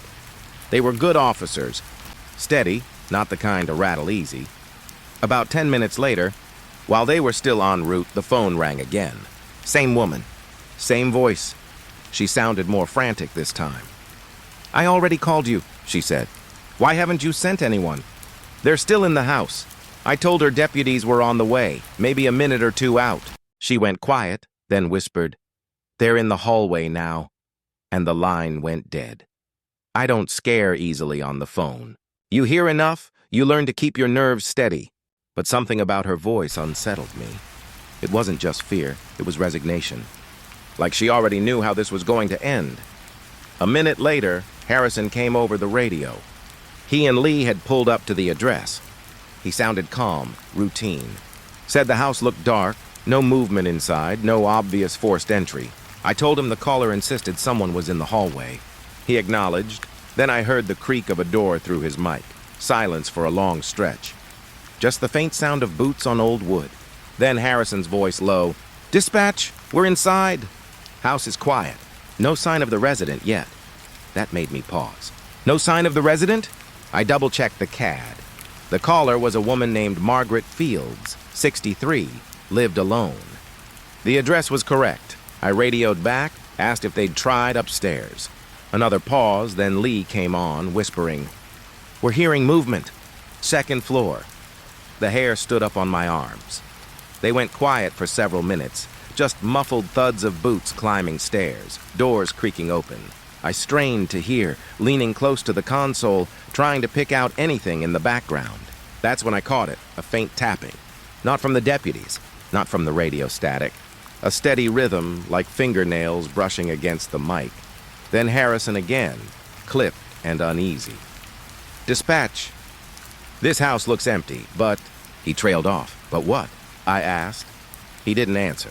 Instead, another call rang in. Same number. Same woman. Margaret Fields. I froze. I could still hear both deputies inside her house, searching room to room. But she was on the other line, her voice cracking with terror. "They're in the bedroom now," she said. I asked her where she was calling from. She said, "From my house." "Where else?" I told her deputies were inside her home at that very moment. There was no one there but them. She whispered, "That's not true." And then, the line filled with static, not silence. Static, harsh and endless, like a storm pressing against the walls of my headset. I pulled the receiver away, heart pounding. When I pressed it back to my ear, the line was dead. I switched back to radio, asking for an update. Harrison responded after a long pause. His voice sounded strained, like the air itself was heavy around him. "Dispatch, second floor is clear. House is empty. No sign of the caller. I told him I had just spoken to her." He swore up and down there was no one inside. Lee cut in then, quieter. "Dispatch. You're not going to believe this. There's a phone off the hook upstairs. Bedroom corner. Looks like it's been sitting there a long time." My chest went cold. I asked if it was working. Lee hesitated, then said, "No dial tone. Line's dead." I didn't know what to say. We stayed on radio for another 10 minutes while they finished their sweep. No forced entry. No resident. Nothing out of place except that old phone off the hook upstairs. Finally, Harrison called it. "House is empty. We're clearing." They drove back into town, filed a report, and that should have been the end of it. Another strange call in a long line of strange calls. But it wasn't. Because 20 minutes after they cleared, the phone rang again. Same number. Same woman. Her voice was trembling, weaker this time. "Why haven't you sent anyone?" she asked. "They're in the house, please." I didn't know how to answer. Deputies had just cleared that place. The phone inside was dead. But she was speaking to me like it had only been minutes since her first call. I promised her I'd send help. And I did. But when Harrison and Lee pulled up a second time, the house was dark, cold, and empty. Just like before. That was the beginning of the call that never ended. I remember the second time we went out there like it's burned into me. Same address, same caller. Only this time the lights were on when Harrison and Lee pulled up. I was on radio, listening in. Harrison's voice was tight, cautious. "Dispatch, lights on inside. Doors cracked. We're making entry." I sat forward in my chair, staring at the empty console like it could explain something. 20 minutes earlier, that house had been pitch black and locked up. Now it looked lived in. I heard the hinges groan as they pushed the door open. Then Lee's low voice. "Dispatch, there's someone here." Female, mid-60s. Matches description of the caller.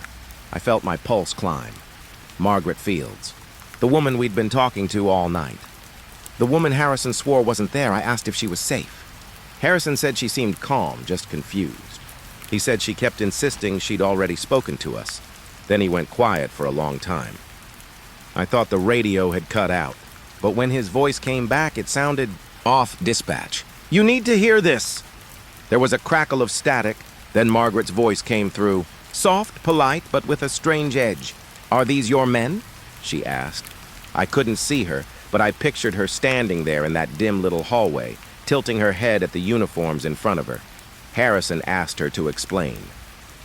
She said, they told me their names. Harrison, Lee, I don't know them. But I know their names. The way she said it made my stomach drop. Lee cut in, trying to steady things. He asked her if she lived alone.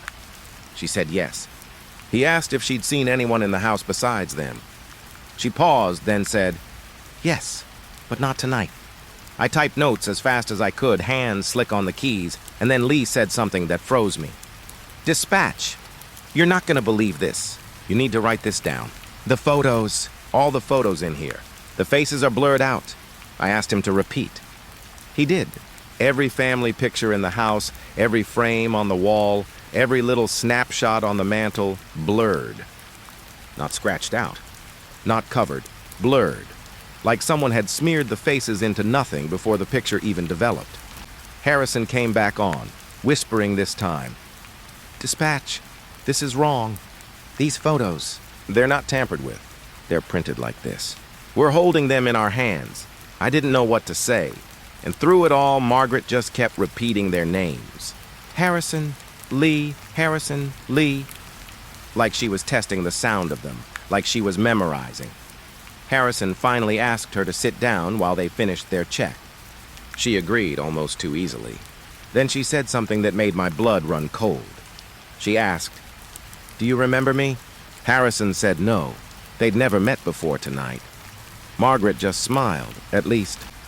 That's how Harrison described it later and said, that's what you always say. I couldn't stop staring at the monitor in front of me, at the empty CAD entry that was supposed to explain all this, the notes from the first call, the timestamps that didn't add up. The radio went quiet again, just the faint scrape of boots on the floorboards. Then Lee whispered almost to himself, there's more pictures. Down the hall. I heard the static shift, that faint distortion again, like a voice trying to crawl through the frequency. They must have walked into the sitting room then, because when Harrison came back on, his voice was shaking. Dispatch, there are dozens of these. Different sizes. All the same. Faces blurred. Some of these photos are old, decades old. Same woman in them. Always her. Always Margaret. But never anyone else with a face. Lee added. There's kids in some of these. You can tell by the bodies. But the faces are wiped, like they were never there. I gripped the mic so tight my knuckles ached. Are you sure it's not damage? Mold fading, something natural? No, Harrison said flatly. This is intentional. Or it's something else entirely. And then Margaret's voice again, closer to the mic this time. Do you like my pictures? Neither deputy answered.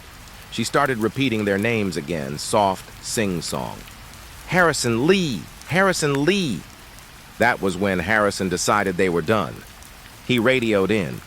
Dispatch, we're escorting the resident out, requesting backup to continue the search. But Margaret didn't go with them. She stood in the doorway and shook her head.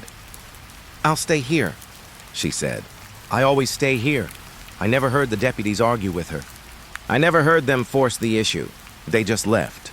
Reported the resident secure, occupant accounted for, no further action taken. But the way Harrison's voice sounded as he cleared that call, I could tell he was lying to himself. When they got back to the station, neither of them would meet my eyes. They filed the thinnest report I've ever seen. Just a few lines. Caller located. Resident secure. No signs of forced entry. Nothing about the blurred photos. Nothing about her repeating their names. When I pressed them, Harrison finally snapped. You didn't see what we saw. You didn't hear her voice. Just drop it. But I couldn't drop it. Because that night, after my shift ended, I went home, sat in the dark, and kept hearing her voice in my head, Repeating those names, not mine, not anyone else's, just theirs. I thought that would be the end of it. That strange call, the blurred photographs, the woman who spoke our names like she'd rehearsed them. I thought it would fade into paperwork and memory, like everything else we see out here eventually does. But the strangest thing about Margaret Fields' house is how it refuses to stay quiet. The first shift ended just before dawn. Harrison and Lee came back from the call, dropped their reports, and went home without another word. They looked pale, worn down. I could tell they didn't sleep that day, but they didn't admit it. I stayed on a few hours longer, covering the handover. Then the next shift rolled in. Carter and Mills. Fresh coffee, jokes about the night. That restless energy you get when the sun's up and you think nothing bad can happen anymore. I was half asleep at the console when the phone rang again. Line 3, static for a second, then a woman's voice. "Someone is in my house." My eyes snapped open. It was her. Same voice, calm, steady, but with that edge. Margaret Fields. I pulled the address up, though I didn't need to. It was already burned into my mind. "Ma'am," deputies responded earlier. "They cleared your residence." She cut me off. No, they haven't come yet. "Please, you need to send them." I just sat there for a moment, holding the receiver, trying to make sense of it. I wanted to tell her she was wrong, that we had already been there twice. But her tone, firm, almost pleading, made my throat dry. So I sent Carter and Mills. They didn't know the history. They thought it was just a routine welfare check. They drove out with their coffee still steaming in the cup holders, laughing about something on the radio, and when they pulled up, their report was identical to the first. Door unlocked. House quiet. Lights dim in the back room. Then Margaret, alive, alert, waiting for them. I listened on the radio as Carter introduced himself. He said, "Ma'am, I'm Deputy Carter. This is Deputy Mills. You called about someone inside your home?" And I swear to you, she said the same thing she had said to Harrison and Lee. Word for word. "Are these your men?" They told me their names. Carter, Mills, I don't know them. But I know their names. I could hear Mills laugh nervously in the background, thinking it was just confusion. But I wasn't laughing. I felt my stomach twist into a knot. Carter tried to reassure her, asked her if she lived alone. Yes. Had she seen anyone in the house tonight? Yes, but not tonight. The exact same words. The exact same pauses. It was like listening to a recording. I sat frozen at the console, whispering to myself, "No, no, no," because I already knew what they were about to say next. And then Mills, his voice tighter this time. "Dispatch, you're not going to believe this. The photos." "All the photos in here. The faces are blurred," Carter added. "Some are old. Some are new. Always the same woman. Always Margaret. But the rest are smeared out." I felt my skin go cold. I wanted to scream into the mic, to tell them to get out, but the words never came. Margaret's voice drifted back over the channel, calm, almost warm. "Do you like my pictures?" I could hear Carter hesitate. Then she started repeating their names. "Carter, Mills, Carter, Mills."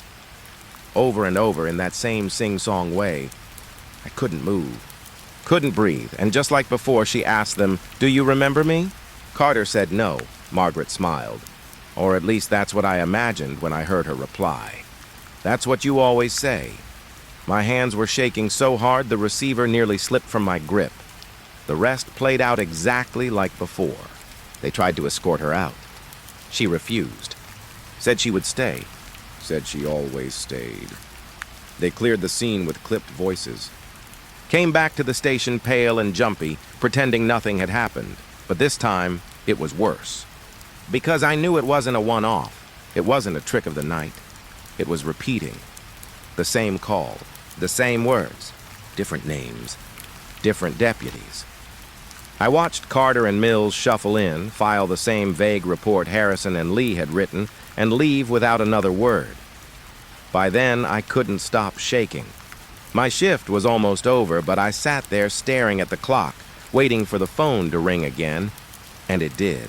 Just before I signed off, line 3. "Someone is in my house." Her voice steady, certain, like she had all the time in the world. I slammed the receiver down and stared at it, heart pounding. I couldn't do it again. Couldn't send more deputies into that loop. But the truth was, I didn't have a choice. Calls like that, you can't ignore them. They're on record. They demand a response, and deep down, I think that's what she wanted. Not help, not protection, just the sound of new names. I used to think water was quiet, that a lake, even at its deepest point, was still and calm. But I learned the hard way that water remembers things. It keeps them, holds them in its dark lungs, and when it finally lets them go, it's never gentle. It was late September when we got the call about Lake Hollow. The place had its share of stories. Kids whispering about drownings, old folks saying it wasn't safe to swim there, but mostly it was just a stretch of dark water surrounded by pine. I'd driven past it my whole life and never thought much about it. That morning was different. I was with the recovery team, standing on the rocky bank, when the first diver surfaced and shouted, "Got it! Vehicle! Front end's buried!" There was a strange silence after that, like the whole world was holding its breath. Even the insects along the shore seemed to go quiet. We set up the rig, cables and winches groaning as they dipped beneath the surface. I remember staring at the ripples and thinking about the families that sometimes came out here to fish, how they had no idea what was sitting just a few feet below them. When the car finally broke the surface, it rose like something unwilling to leave. Black water poured from the windows. Mud clung to the roof. We all leaned in, expecting broken glass, shattered metal. But what we saw was worse. The headlights were still on, dim, flickering, but unmistakably glowing. Somebody muttered that it wasn't possible. The battery should have been long dead. We didn't know how long the car had been down there, but judging by the barnacles clinging to the frame, it wasn't recent. Still, the lights shone through the murky water. Weak as candle flames, I couldn't stop staring. When they dragged the car fully onto the bank, the smell hit us. Stale water, rust, and something sour underneath. The divers avoided our eyes as they pulled the doors open. Inside, the seats were slick with algae, the dashboard furred with moss. And in the back seat, there was a doll, porcelain face cracked down the middle, dress heavy with silt. Its glass eyes stared up, unblinking, as if it had been waiting the whole time. Nobody said a word. Carter, our lead, finally spoke. "Check the trunk." The younger diver hesitated before unlatching it. More water poured out, thick and dark, along with something that clattered onto the rocks. A license plate. The numbers corroded, barely legible. We wrote them down anyway. That's when I noticed the strangest thing. The radio, wedged into the dashboard. Crusted with rust, it was still faintly humming. Static. Not loud, but enough that I had to lean in to be sure I wasn't imagining it. I asked if anyone else could hear it. Some shook their heads. Some wouldn't even look. The truth was, none of us wanted to admit what we were feeling, like the lake hadn't just given us a car. It had given us a message. We roped off the area and called forensics. While we waited, I walked a few paces from the group, staring out at the water. The surface was calm again, perfectly smooth, as if nothing had been disturbed, but I couldn't shake the thought that the lake wasn't finished, that what we pulled out was only the beginning.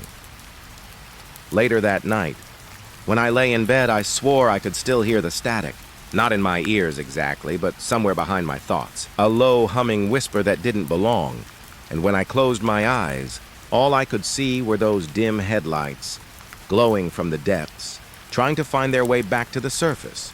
They always say recovery is the worst part, that pulling the car up is only half the job, and what comes after is what sticks with you. I didn't believe that until Lake Hollow. 2 days after we pulled the car from the water, the divers went back down. The sheriff wanted a full sweep of the lake bed, make sure nothing else was down there. But what we found wasn't in the water. It was already in the car. We'd left it under a tarp near the impound lot. The forensics team had scheduled their inspection, but by the time they got there, one of the deputies noticed something strange. The passenger door was unlocked. None of us had opened it when the car was first hauled in. The mud had kept it sealed shut, or at least that's what we thought. But that morning it opened with a groan, and inside, there was a body, wedged upright in the passenger seat, as if it had been there the entire time. I was there when they pulled the tarp back. The stench hit us first, stronger than anything I'd smelled at the lake. sweet and sour, thick in the throat. But the strangest part wasn't the smell. It was the fact that nobody had seen it before. The divers swore they checked the car, front to back. The back seat had been empty except for the doll. The trunk only had the plate. The passenger seat, we all remembered it being empty. Now there was a man sitting there. Pale skin swollen from water, eyes open, mouth slack. His clothes were old, denim jacket, button-down shirt, boots caked in algae. He looked like he'd been down there for years. The medical examiner was called in, and we all gathered around as she began her notes. Male, late 30s, maybe 40. Cause of death, unknown. State of preservation, strange. No bloating consistent with recent submersion. No signs of predation.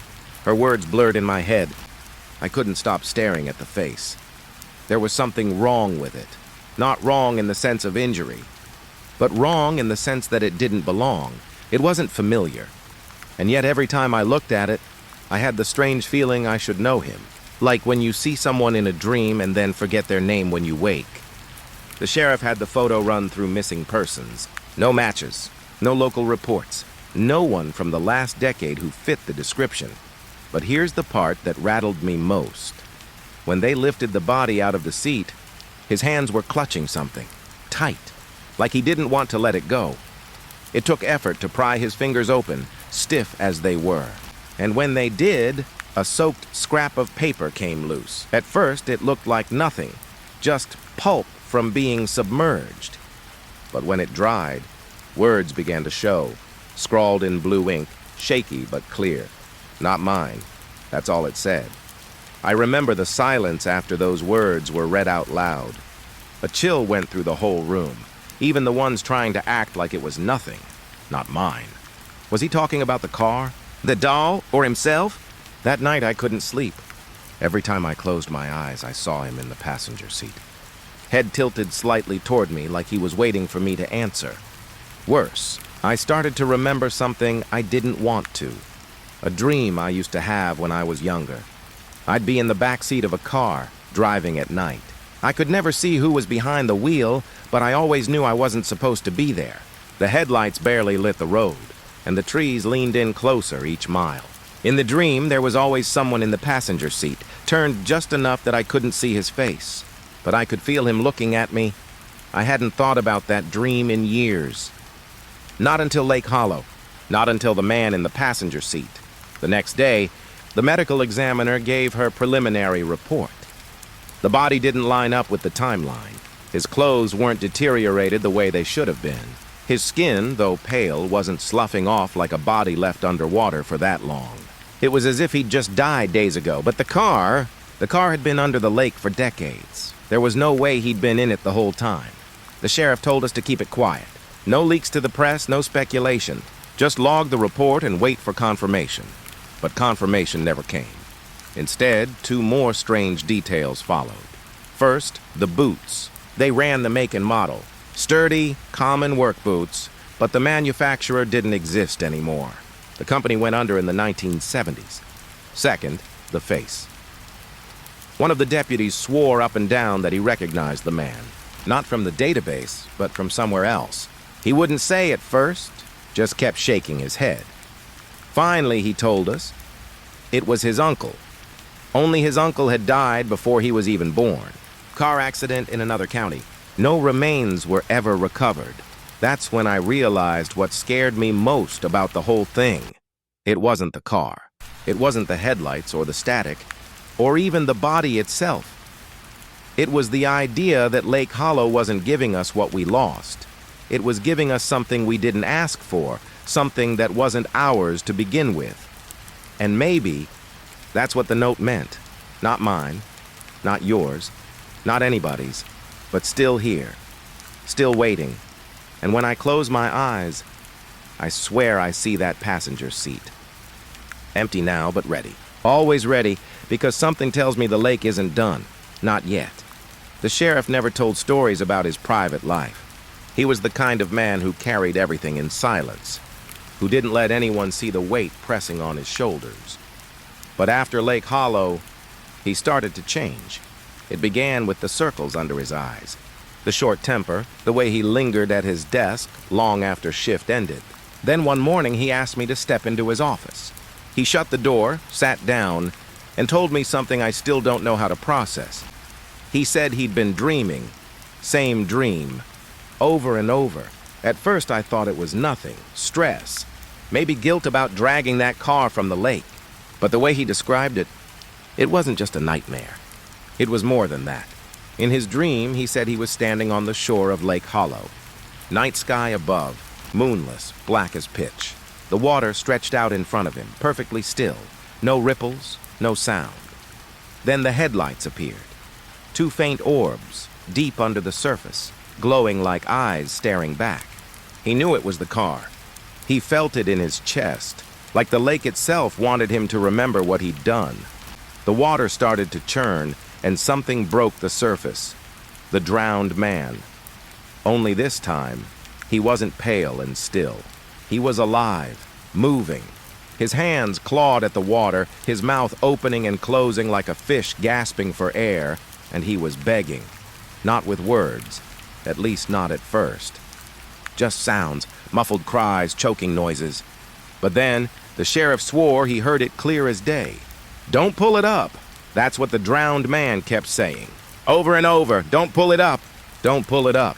The sheriff said he tried to back away, but his legs wouldn't move.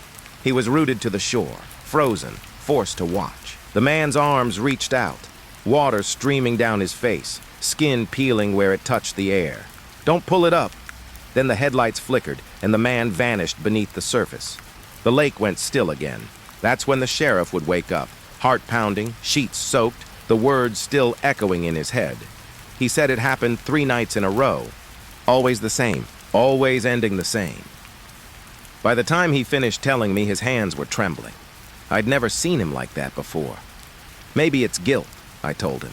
"Maybe part of you knows we shouldn't have dragged that car out," but he shook his head. "It's not guilt," he said. "It's a warning." The sheriff wasn't the kind of man to talk about warnings or dreams or anything that couldn't be written down in a report. But he believed it. I could see it in his eyes. He said it wasn't just a dream. It felt real, like he was actually there. He could taste the lake water in his mouth, feel the mud under his boots, and the way he described the man. It matched exactly how we'd found him in the passenger seat. The same jacket, the same boots, the same blank eyes staring. Only in the dream, those eyes weren't empty. They were full of desperation. That night, I thought about what he told me. I lay awake, staring at the ceiling, listening to the hum of the fridge down the hall. My mind kept circling back to those words. Don't pull it up. What if we'd made a mistake? What if the car was supposed to stay where it was? What if the lake wasn't just holding it, but containing it? The thought crawled into my chest and stayed there, heavy and cold. The next morning, the sheriff looked worse. His face was pale, his eyes bloodshot. He hadn't slept at all. He told me the dream had changed. This time, the drowned man wasn't alone. There were others in the water, figures just beneath the surface. Dozens of them, maybe more. Their faces blurry, their hands reaching up in silence. They surrounded the headlights, circling the car, their mouths opening in a soundless scream. And above all of it, the drowned man kept saying the same thing. Don't pull it up. But this time, there was something else. The sheriff swore he heard a second voice, low, whispering in his ear. You already did. That was when he jolted awake, gasping like he'd been underwater himself. He sat at his desk, staring at his hands, and said something I'll never forget. I think I brought something back with me. I didn't know what to say. We've all dealt with nightmares on this job. You see enough bodies, enough grief, and your brain finds ways to replay it at night. But this was different. Because when he said it, the air in the room seemed to change. He wasn't just talking about guilt. He meant it literally. Something followed him out of the lake. For the rest of the week, the sheriff avoided Lake Hollow. Wouldn't drive past it, wouldn't take calls near it. He even had another deputy handle the evidence reports for the car. But he couldn't escape the dream. Every night, it returned. Every night, the drowned man begged. And every night, the sheriff woke more exhausted than before. By Friday, he looked like a walking corpse himself. That's when he pulled me aside one last time. His voice was low, cracked from lack of sleep. "I don't think he's warning me," he said. "I think he's blaming me." The words sank into me like stones. Blaming him for pulling it up, for disturbing whatever was meant to stay buried. The sheriff leaned forward, his eyes wet, his voice trembling. "You ever feel like you've made a mistake you can't undo?" he asked. I didn't answer, because I already knew the truth. We all felt it. From the moment that car broke the surface of Lake Hollow, headlights glowing like eyes waking from a long sleep. We'd made a mistake, and maybe the drowned man wasn't warning us. Maybe he was begging us to stop what couldn't be stopped. That night, I dreamt too. I was standing on the shore, just like the sheriff said. The water was black, the headlights glowing faintly beneath the surface. And in the distance, I saw him, the sheriff himself. He was in the water now, up to his chest, struggling against something I couldn't see. His hands reached out to me, his mouth opening, but no sound came out, and behind him, dozens of faces rose from the water, blank, pale, mouths moving in unison. Not one of them said my name, but they all spoke at once. "Don't pull it up." When I woke, I couldn't tell if it was my dream or his. I thought I was done with Lake Hollow. After the sheriff's dreams, after the body pulled from that car no one could name, I swore I'd put the place out of my head. But it didn't matter what I wanted. That lake wasn't finished with us. A week later, the call came in. It was one of the divers, voice shaking on the radio. He'd been running sonar sweeps along the southern cove, the part we hadn't touched yet. Said he picked up something big on the scanner, another vehicle. At first, I told myself it wasn't unusual. People had been dumping cars in lakes for decades. Stolen vehicles, insurance scams, even accidents no one ever reported. Maybe this was just one more. But then the diver said something that made my blood run cold. "It looks the same," he told me. "Same size, same shape. Even sitting at the same angle." I drove out to the cove with 2 deputies. The sun was low, the lake black and glassy, the woods around it whispering with every gust of wind. The diver was waiting on shore, pale as chalk, pointing at the screen in his boat. I leaned over the sonar display, and there it was, the outline of a car, almost identical to the one we'd already pulled. I stared at the image, trying to convince myself it was coincidence. Same make, same model. That was possible. But then the diver muttered under his breath, "Check the plate." At first I thought he was joking, but then I saw the photograph. He'd lowered a camera rig down there. The water distorted the picture, rippling the edges, but it was clear enough. The license plate, the exact same one as the first car. I felt my stomach twist. No mistake, no trick of the light. It was the same numbers, same letters, stamped in rust and algae. How could 2 cars have the same plate? One of the deputies laughed, a short, nervous sound. Probably a prank. Somebody down there bolted a fake plate on it, but his voice cracked when he said it. He didn't believe it either. I just kept staring at that photo, because deep down I knew this wasn't a prank. It was something else. The sheriff showed up later that evening. He looked worse than ever. Hollow cheeks, bloodshot eyes, his voice ragged. He hadn't been sleeping, not since the dreams began. When we told him what we found, he didn't say a word. Just stared out at the water, jaw clenched, like he'd known it all along. "Leave it," he finally said. The diver blinked. "Sir?" "Leave it where it is," the sheriff repeated. His voice was low, sharp. "We're not pulling that one out." The deputies shifted, uneasy. We'd never left evidence behind before, not when it could mean answers. But none of us wanted to argue with him. Not then. Still, I couldn't stop thinking about it. That night, I lay awake again, staring at the ceiling fan as it spun in slow circles. I couldn't get the image out of my head, the headlights glowing under the water, the plate staring back like an accusation. I thought about the drowned man's words, echoing through the sheriff's dreams. "Don't pull it up." But now there was another car down there. What if the first warning wasn't about the one we already recovered? What if it was about the one still waiting? The next morning, I went back to the lake alone. I told myself it was just to clear my head, but that was a lie.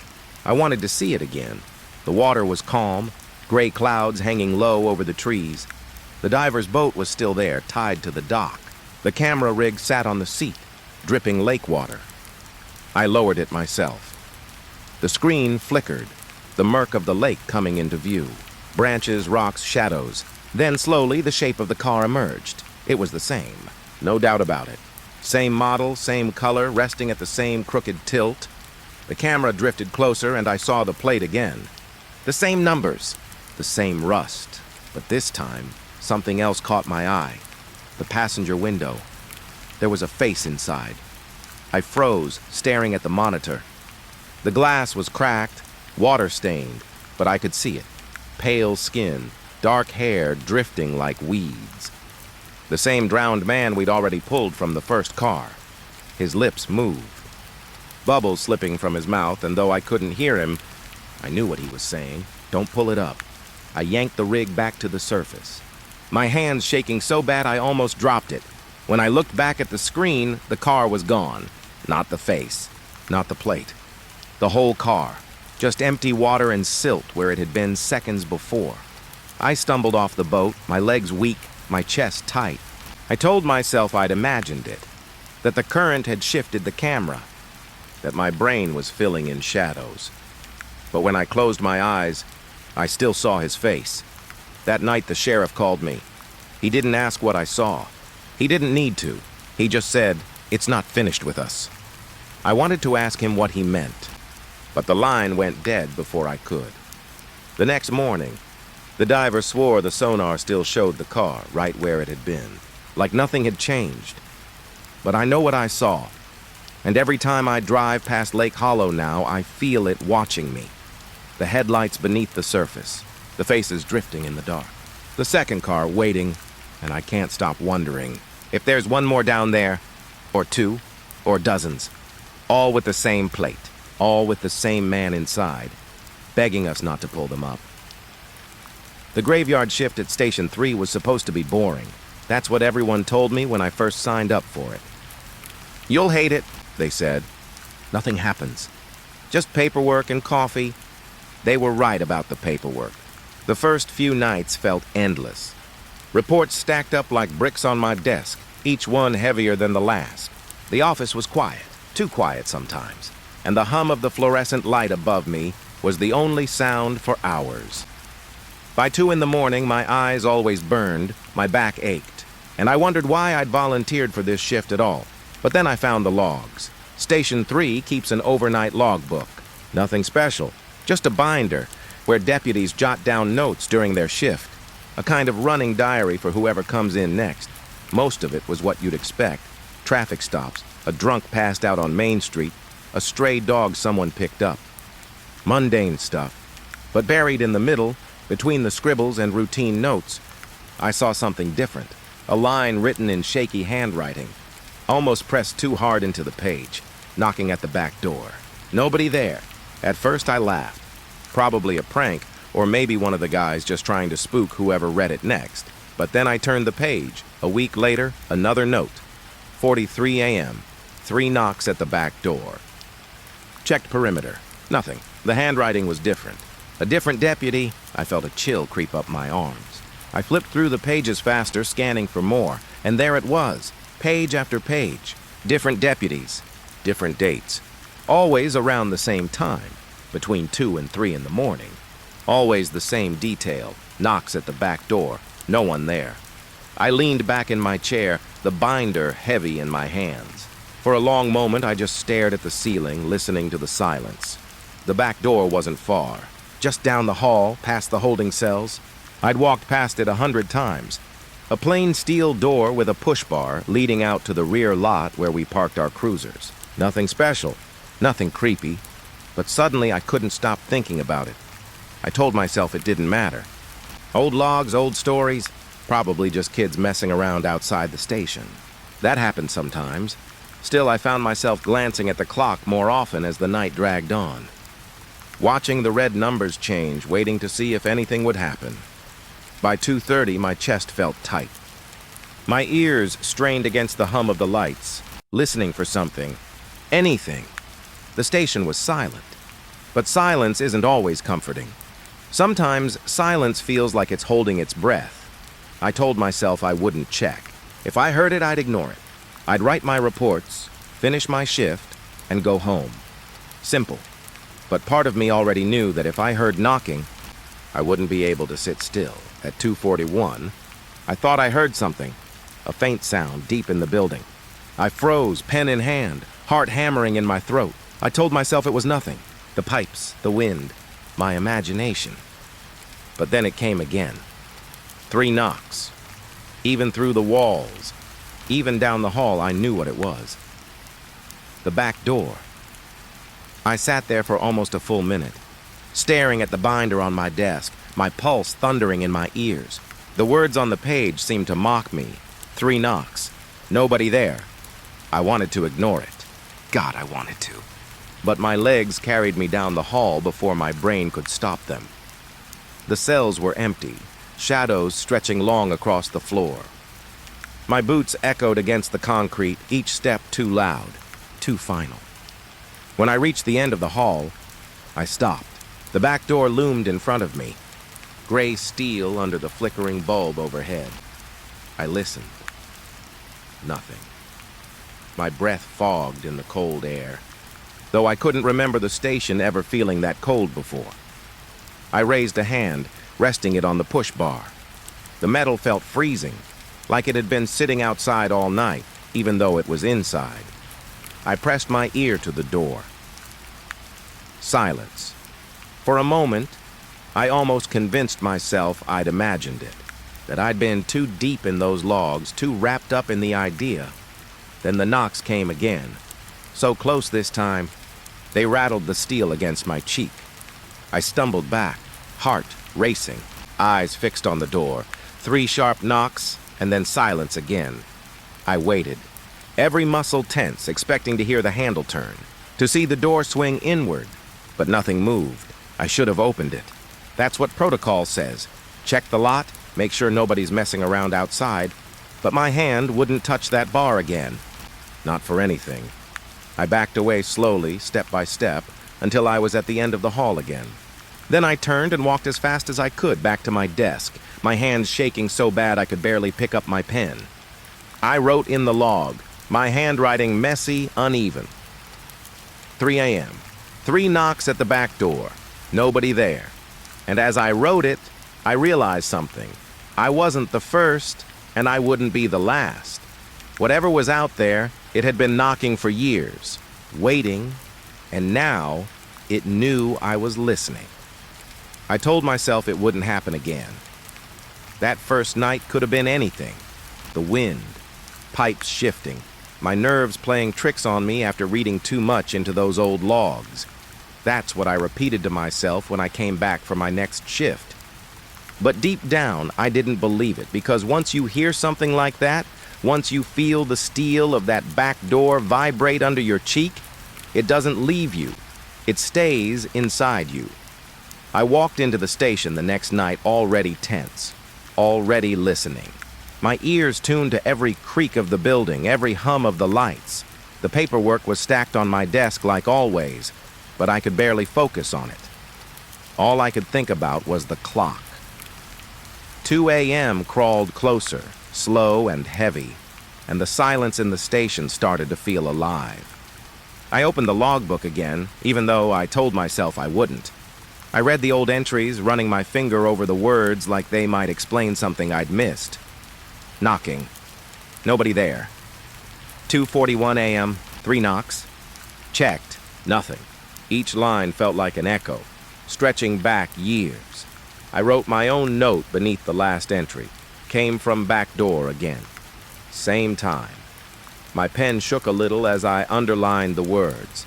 Not because I was scared of writing them, but because it felt like I was joining some chain I couldn't break. Like the knock wasn't just on the door anymore, it was on me. By 2:30, I was staring at the clock, my throat dry. I'd even set up the monitors in front of me this time, the ones wired to the cameras outside the station. If it happened again, I'd see it. I told myself that would make it easier. Proof. But the truth is, proof doesn't make things easier. Proof makes things real. And then, right on time, it came. 3 sharp knocks. The sound carried through the hall, rattling faintly in the vents. My whole body locked up, pen frozen in midair. I looked at the monitors immediately. My eyes darted from one feed to another. Front lot, empty. Side alley, empty. Back door. For a second, it looked empty too. Just the slab of concrete, the line of chain link fencing, the floodlight glowing faintly against the asphalt. And then I saw it. Not a person. Not exactly. Just a shape. A shadow stretched against the edge of the concrete, bent in a way the floodlight shouldn't have cast. It was there, but nothing stood where it should have been. No figure. No body. Just the outline, too long, too crooked, swaying slightly like it was waiting. My stomach dropped. Another knock echoed, sharp enough that I felt it in my chest. I stared at the monitor, my breath catching, waiting for the shadow to move. But it didn't. It just hung there, frozen, like it was painted onto the ground. I forced myself up from the chair. My legs felt heavy, but I couldn't sit still. I had to know. The hall stretched ahead of me, dim and still. Each step echoed off the cinder block walls, bouncing back louder than it should have. By the time I reached the end, I could feel the cold again. That same unnatural chill seeping from the door frame. I stopped just a few feet away, heart hammering. The silence pressed in, so thick it felt like cotton in my ears. I leaned closer, just enough to hear if anything was on the other side. Nothing. I turned and glanced back at the monitor feed, still glowing faintly on my desk down the hall. The shadow was still there, right where it had been. But standing at the door, ear pressed to the steel, there was nothing. No footsteps, no breathing, no presence at all. Just silence. I almost opened it. My hand hovered over the push bar again, knuckles white. But something in me stopped. A weight in my chest. The same primal warning that keeps you from stepping too close to a cliff edge. I backed away step by step, eyes fixed on the steel door. The knocking didn't return, but the silence was worse. When I finally made it back to my desk, my hands were trembling so hard I could barely type up my reports. I forced myself to look at the monitors again, and the shadow was gone. No movement. No trace. Just empty concrete under the floodlight. I stared at that screen for a long time, trying to convince myself it had been some glitch, a smear of dirt on the lens, anything that made sense. But when I blinked, I realized something. The floodlight was on, but the shadow hadn't fallen in the right direction. It hadn't stretched away from the light. It had stretched toward it. I don't know how long I sat there after that, frozen in my chair. My reports went unfinished. My coffee went cold. Every sound in the station made me jump. Every flicker of the light made my skin crawl. At 4 a.m., I finally wrote my entry into the log. 43 a.m. Knocked again. Checked cameras. Nothing there. Shadow under floodlight. I hesitated with the pen in my hand, staring at the words I'd written. It didn't feel like I was documenting something for the record anymore. It felt like I was talking back to it, like it was waiting for me to acknowledge it, and I had. I shouldn't have, because once you start writing it down, once you start saying it out loud, it doesn't let go. The station never felt quiet again after that night. Even when no knocks came, I still felt it. That pressure in the silence, that weight of being watched, and every time I passed that back door, I swear I felt it breathe. I didn't want to come back after that second night. If I'd had any excuse, sick leave, family emergency, anything, I would have taken it. But in this line of work, you don't just vanish. People notice, people ask questions, and besides, part of me needed to know. I needed to see how far it would go. The station looked the same when I walked in, but it didn't feel the same. The walls felt closer, the air heavier, like the whole place was holding its breath. Even the light over the lobby buzzed faintly, like it was straining to stay on. I didn't bother telling anyone. How do you explain something like that? A knock. At the back door, shadows that don't belong, you'd get laughed out of the department. Or worse, they'd start watching you, waiting for you to crack. So I kept it to myself. Just me, the paperwork, and the logbook. Always the logbook. The older entries had started to feel different now. Less like history and more like warnings. Like every deputy who wrote them down hadn't been documenting anything. They'd been trying to hand something forward, a message they couldn't say out loud, and now it was my turn. The clock dragged through the night, slow as tar. I told myself I wouldn't look up from my reports, wouldn't watch the monitors, wouldn't wait for it, but I did.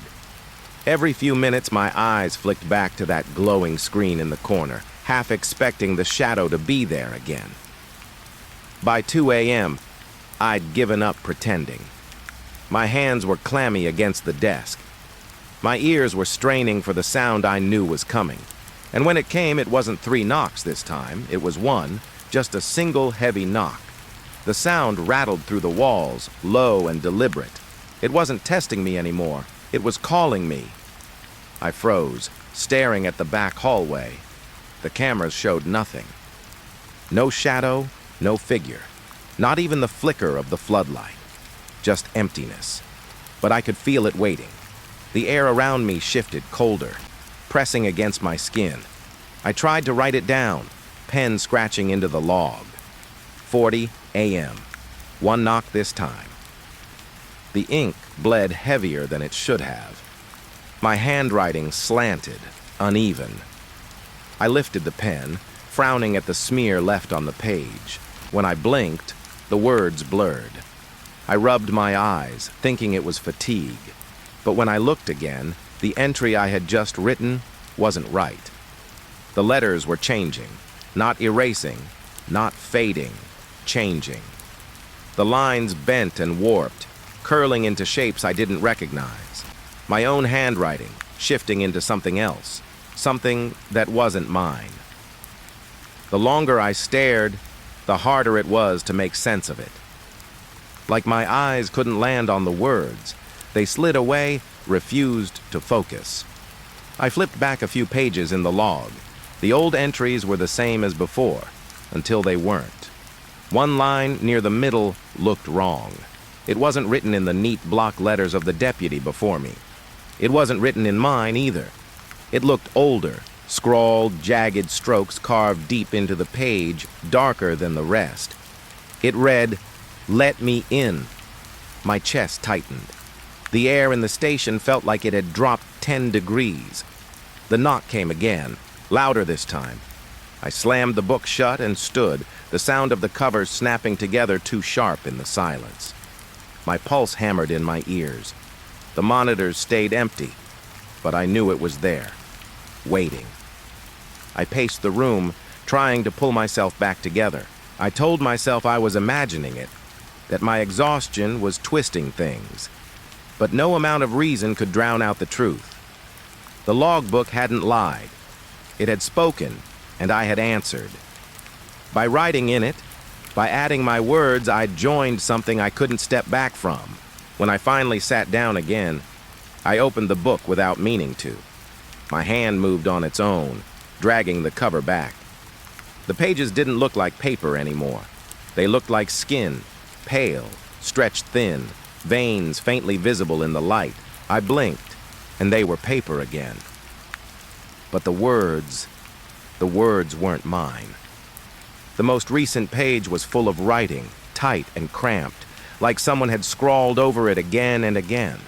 My name was there, over and over, the letters warped, crossed out, rewritten. My name repeated in handwriting that wasn't mine, handwriting that shifted line by line. The more I stared, the more it felt like the page was moving, breathing. The knock came a third time, so heavy it shook the desk. I jerked my head up, staring down the hallway at that closed door. And I swear I heard it, not just knocking. A voice, faint, muffled, pressed against the steel. It whispered my name. Slow, stretched out, almost tender. My skin crawled. My throat locked up.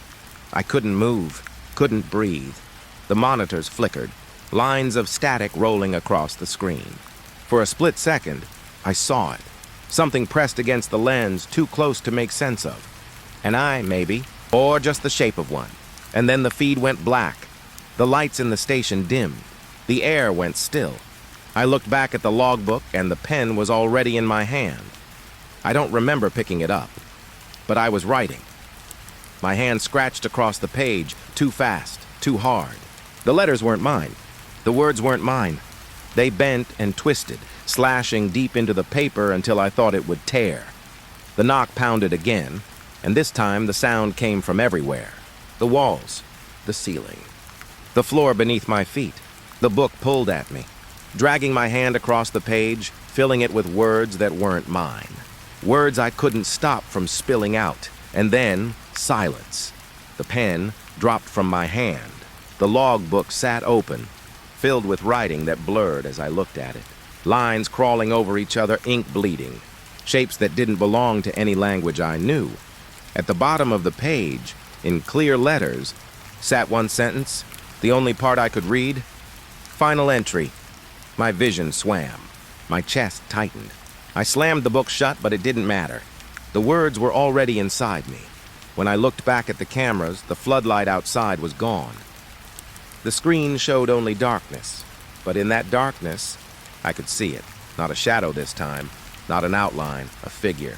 Standing right there, on the other side of the back door, closer than it had ever been, and I knew, if I opened that door even an inch, I wouldn't come back. The log would be the only thing left, and someone else would read it, and someone else would write, just like I had.